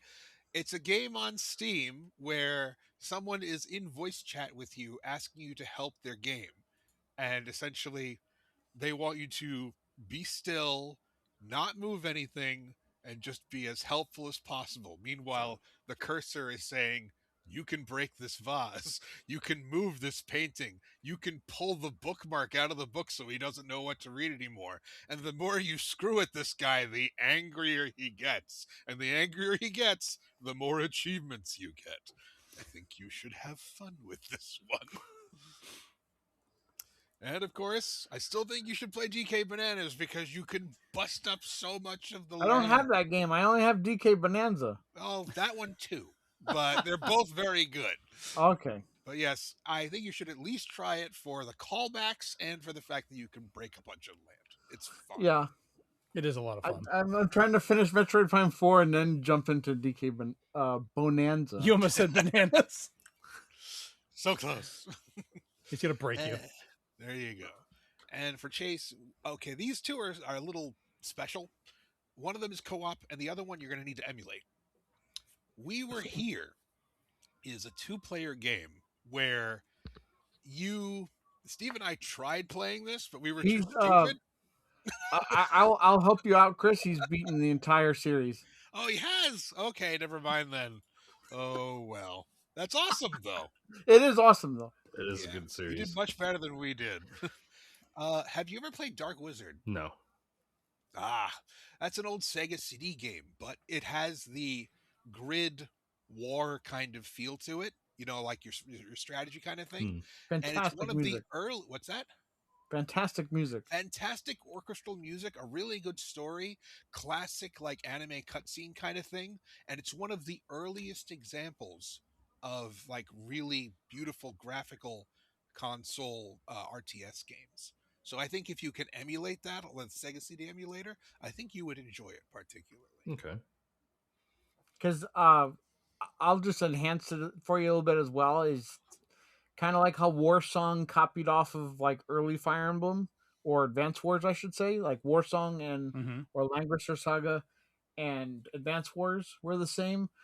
Dark Wizard is basically Sega's version of this is our attempt on Fire Emblem, but they do it in a different enough way that you don't think it's biting off of it, but the battles and stuff look like it, and it's really good. Okay. Yeah, I'll have to give it a look. Nice. And those are mine. Awesome. Chase, I know you were still trying to fill yours out, but I did have one more game I meant to add to yours from earlier. Have you ever heard of a game called Neon Abyss? I've heard of it, but I've never played it. It's a roguelike twin stick shooter that is just incredibly addictive. I played on the Switch. I ended up buying it on PC. I play it a bunch, but I love the art style and everything for it. But I think that's another one that I think you would really enjoy. And I wasn't intentionally trying to put yours as twin stick heavy. I just knew you would. I was waiting for Chase to be like, "I'm sensing a theme here. I like twin stick shooters." I do like. Feels like you would like twin stick shooters, yeah. Look, I can't complain about the fact people have recommended, pinball and stuff to me. So, or the Star Trek one, right? Metroidvanias, pinball games, Star Trek. We're like, we know the keywords he likes: Star Trek, ooh, pinball. Oh, I'm honestly really kind of wanting to find the Star Control 2 to try it out. It's on 3DO, but again, I recommend the PC. Yeah, the way he described it to me back in the day was he was like, "It's Mass Effect meets Space Quest." Oh, that's great. That's funny. So Chase, did you come up with some answers, or you? I did come up with some answers. There you go. All right, go for it. The only thing that was like depressing was because my original answer for both you and Steven was going to be Dispatch, and then you're both like, "Yeah, we're gonna get it," and I was like, "Oh, okay, well, that's good. That means you know what they wanted." Yeah, it's coming out for Switch 2. That's the only reason I've waited. Because I was gonna get it, and it's like it's coming out Switch 2, and I was like, "Okay, I'm getting it there." Perfect. I didn't know it was for PS5, or I would have bought it earlier. But I almost got it on Steam. Sony doesn't like advertising games that are doing well because they hate money as much as Microsoft does. Yeah. So I didn't know until the Switch version got announced. They're like, it's also available for PS5. I was like, since fucking when? I play ZZ every day, and I never see an ad for Dispatch. Yeah, so Dispatch is what I was going to say when I was talking about it at the beginning, and then you guys are both like, yeah, we're going to get it. And I was just like, oh, okay, well then I don't know if this is necessarily like a good answer, but hey, whatever. Part of the problem that I had with this one, I struggled for a little while, but part of the problem is like most of the games that I play, they play. So I'm like, I don't think there's necessarily like a game that, I don't think there's a lot of games that I've played that you guys are like, yeah, I haven't played that. But it's got to be for Steam for me usually. Yeah. So I'll find a way. There was a game I was going to say for Swan, but then I felt like it was going to be quite mean, even though it's not at all. Now you have to say it. Even though it's not at all like its predecessors. I know Swan would just be like, absolutely not. The minute he hears the name, he's just going to be like, no, absolutely not. Look, he's potentially giving Titanfall 2 a try. Let's just be hopeful here. No, there's zero chance. I don't think he's. I gotta hear the title. You can't talk it down. Yeah, no shit. You're too late. Like this and not tell me. You were committed. Jeremy, just you wait. Like, I don't know if you've heard the story, but so anyway, so one of the games I was going to recommend to Swan, because I think Swan would kind of enjoy it, although now that we've got Darktide, I don't know if you'd enjoy it as much, is Space Hulk Deathwing. Yep. That's the face I was looking for. Wow. I'm never playing that game. I'm trying to remember which one that one was. I'm never ever playing that game. It's specifically because one person would never let me live it down. I already played the original Space Hulk and it sucked. Yeah, this isn't anything like the original, but yes. I know. The name On is merit PS4. alone, This you're is gonna newer have than I to- thought it was. yeah. That game has to have something in it to other than graphics to differentiate. It's on it, 'cause, sale right yeah, now on Steam for $4.50. It needs to be free. And even then, I think it was free at one point on even then, PlayStation. someone else can play it, and I'll just watch by osmosis and keep fucking some NyQuil by so I can fall. Why through. does he hate it so much? Explain We this to played me. He hates the Space 3DO Hulk. version. Yeah, the 3DO version Oh. of Space Hulk was terrible. One of 3DO? You mean Saturn? Oh, okay, well, that version specifically, it was one of the worst Games ever. Just like one of the worst first-person games you could ever hope to slog through. It was very bad, and it's probably the worst representation of Warhammer you could ever like deal with. Because I remember that was your hearing about only- it. But That's how bad it was. It's the video game version of waterboarding. So the thing is, though, is that this All right. this game's paying for the sins of its fathers, unfortunately, with Swan, and it's because Deathwing in particular came out of the PS4. I think at one point it was free on PS Plus, or but it's basically a 3-player kind of like Left 4 Dead style game where you play as Space Marines in like Terminator armor, but you actually are in like you're in this massive like ship with like these gothic like esque chapels and things, and you're fighting against gene stealers in kind of like a horde style, like Left 4 Dead kind of way. It's actually really fun. It's a fun game. The only thing is, though, is that it's now that Darktide's out, it's kind of like you would have trouble just comparing it to Darktide. Thank you, Darktide. Oh, it's Yeah. redundant Thank you. compared to Darktide. It's very much redundant. Like you're playing as Darktide, you're playing as like normal people, whereas like Space Hulk, you're playing as Space Marines. But Darktide's just a superior product. So it's actually listed as mostly positive on Steam. Let's give thanks to Darktide.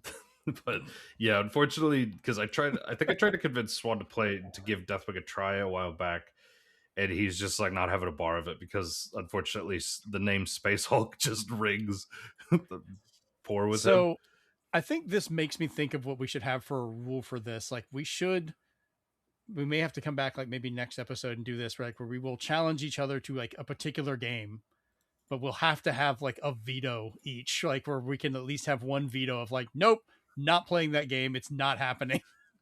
Yeah.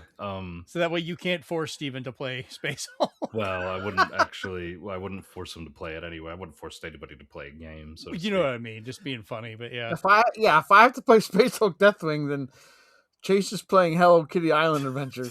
Yeah. So, It's Animal Crossing, and it's like Animal Crossing on like beginner level, so it's right up his alley. but then Or you'll have to beat the Tomb Raider reboot. again. And then last but not least for Chris, my recommendation was Rogue Trader because while I don't necessarily know like what your RPG like kind of what your up your alley is with RPGs and stuff, but Fair. it's a really fun CRPG. It does have a lot of like there is a lot of like dialogue and stuff, so I don't know if that's going to be like an off-putting thing for you.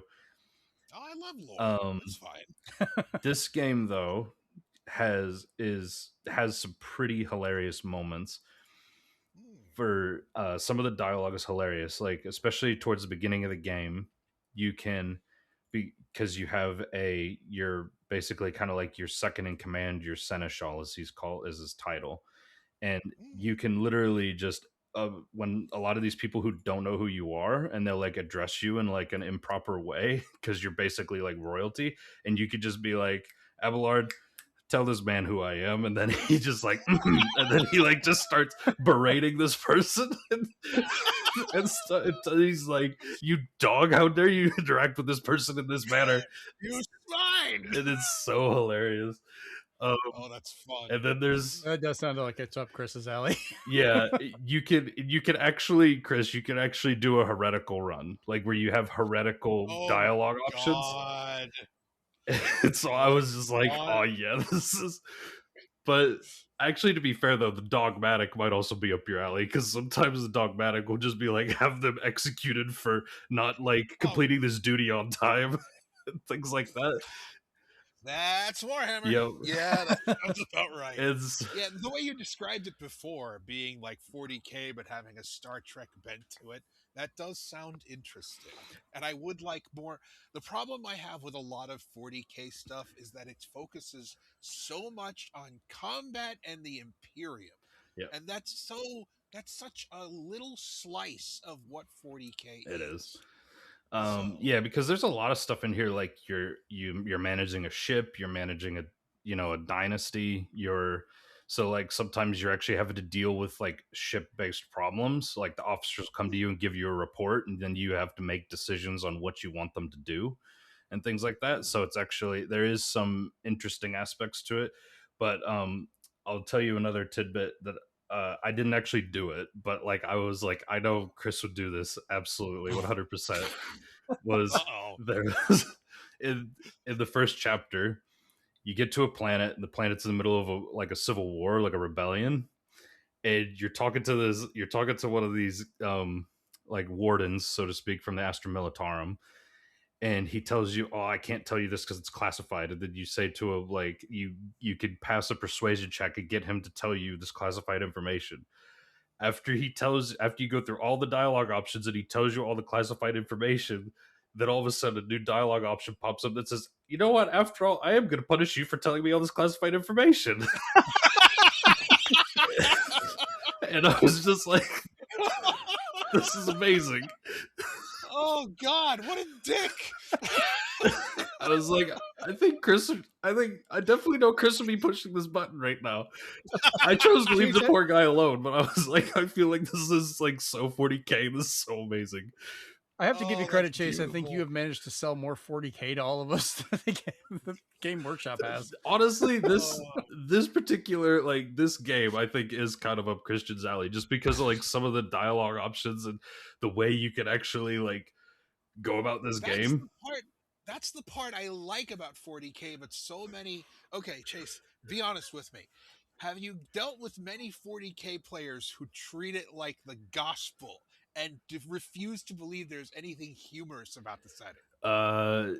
Yes, I have come across those people, and that's what gets me. Yeah. You're telling me about a game like Road Trader where you can tell that either being a heretic or a dogmatic is dumb as shit, but then they actually wrote it in. But people need to stop taking it so seriously. Yeah. The Imperium is not real. Yeah, it's yeah. I think there's definitely quite a few things that's up your alley. If you're like into the only thing is that the combat is turn-based, grid-based. So that part you might not necessarily, because when you were talking about Mario and Rabbids, I'm like, oh. But I am liking Mario and Rabbids too, so I'm getting better at those games. Yeah, and I think you should play that one. Yeah, I definitely will play that at some point. The other thing that I will warn you about with that game, though, if you do give it a try, is that there can be, because there's 2 DLCs that are already out for it, you can run into an issue where you'll run into some massive difficulty spikes. So I recommend playing through the normal content first and then doing the DLCs. That makes sense. All right, I'll keep that in mind. But yeah, the game kind of does have even the normal campaign, there's definitely moments where like you get to something and then you're like, oh no, I need to come back to that later because the difficulty spike is like way too high. So it's like one of those, I need to remember that this is there. At least they give you an option. That's good. You know, you're not stuck there. You can do something else. Yeah. So, but yeah, overall, I was like, I think Christian should play this game. I think he would appreciate it. If I do play it, then I'll make sure that I do it on Discord so you can watch me fuck around. Yeah, actually, that'd be fun. All right, I think we got a lot of good ideas here. Yeah, I think did you say one for me or? Yeah, it's a dispatch. Oh, okay. That's what you said earlier. You were going to. It was for you and Swan, and then but then you were both like, "Yeah, we're gonna get it." And I was like, "Oh, I feel like this is a little bit like boring now." It's fine. Still a good call. Then he did me a disservice and dropped the turd in my lap. I'm not gonna lie. You got a good story out of it. Yeah, mm-hmm. I figured I figured at least Jeremy would get the story out of it if he's never heard the story before. I have not, so that's a whole new one. The game's cheap enough. I was halfway tempted to just buy it and have it show up on all of our Steam accounts. Be like, "You mother!" Yeah, Swan would. I don't think Swan would forgive you. It's okay if other people play it. Just no.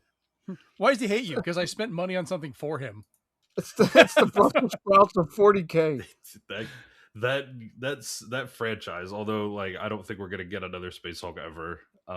Thank God. Again, but like, even if there's another Space Hulk that came out, like, those games are just paying for the sins of its father. Like, it's just. I never knew for the longest time that was even part of that same series. I was always like, "What the hell is Space Hulk?"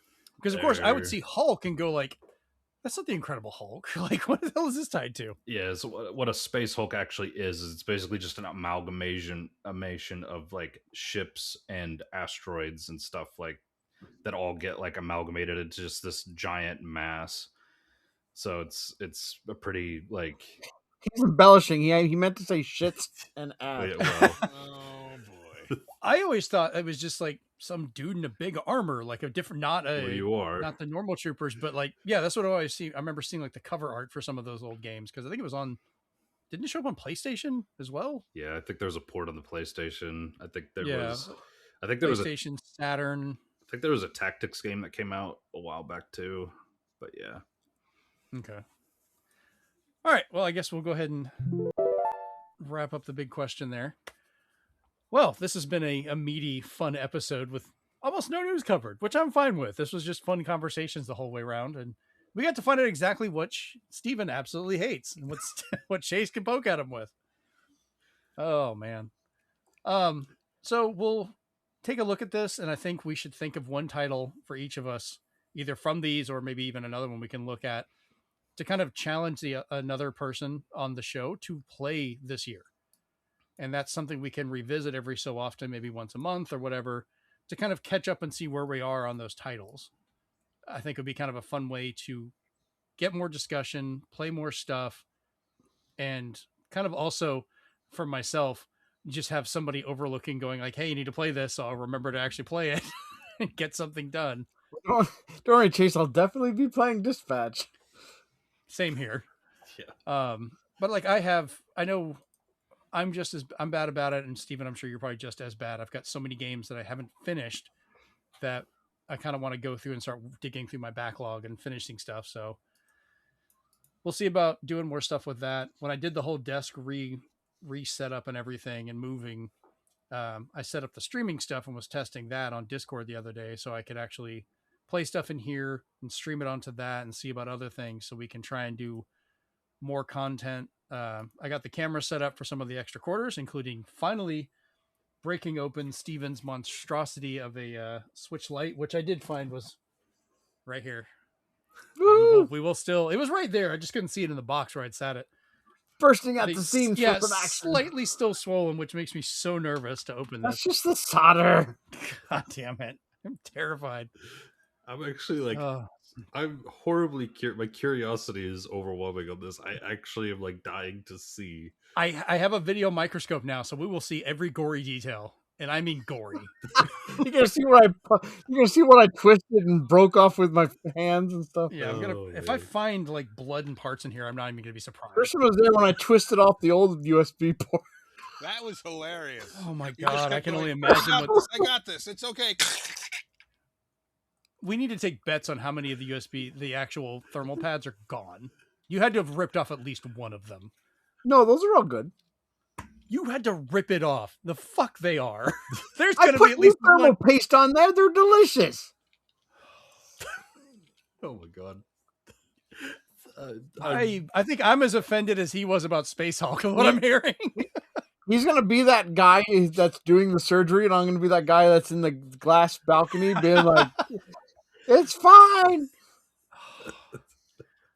The other stuff that I have set up is for the Commodore 64. I have everything ready for us to do that. So we'll be able to schedule it. We're going to be starting to try and do at least, if we can, one extra quarter a month starting this year, which we're not going to have them numbered like we used to. I'm kind of doing away with that simply because I want to get a backlog kind of going of those so we can release once a month, or if we need to do any extra, we can. But we can decide on when they go out, even if it's out of order. So we're working on trying to do more stuff in that regards and making a lot of changes to the show. I was looking at more of covering less of the news, either putting it down to the speed run for a few things to talk about, unless there's an actual conversation to be had. But even then, maybe limiting it to like 5 topics total or so, just to kind of look at it. Of course, we're still going to have those bigger shows when there's a Nintendo Direct, Sony State of Play, the showcase, whatever the fuck they show now. As they announce PlayStation and maybe Switch games as well, instead of Xbox. Those will probably be more involved in going into things and talking about it, but we'll kind of go from there from that point. But yeah, hopefully 2026, these changes will benefit us and we can, do more of it. And I agree. I've enjoyed more of the everybody being in a conversation and laughing and talking and finding out what Steven hates. I'm just going to keep going into that because his reaction is priceless. Like, Chase, that was like, you poked him with a needle right where to go. Like, he poked a bear. Yeah. Oh God. I'm sure we all have that. I'm sure there's something Steven will throw at me that'll do that eventually. I'm sure we already have, actually. Yeah, but finding the stuff that we knew everybody would really like is nice too. Yeah. I like the fact, like, there are good recommendations in here to play, I think, for each of us, and not even ones that were suggested for us. Like, I found a few of them you suggest for other people that I'm like, oh, I might actually give that a shot. That sounds fun. So, all right, well, we'll go ahead and wrap up this one. Like I said, this has been episode 202 of the Zenspath Entertainment Network podcast. Joined once again, Steven, Chase, and Chris. I'm your host, Jeremy Powers, and we're out. Peace. Play Rogue Trader. About Space Hulk. This has been a production of the Zenspath Entertainment Network podcast by the staff at Zenspath.com. The show is created and edited by Jeremy Powers. You can find the video edition of the show on our YouTube channel at ZenspathCom. The audio edition is located wherever you find your podcasts. Links to all versions of the show, as well as to our Discord where you can talk with us directly, is located at www.zenspath.com. Please leave us a like, thumbs up, comment, and review where you can to help us grow.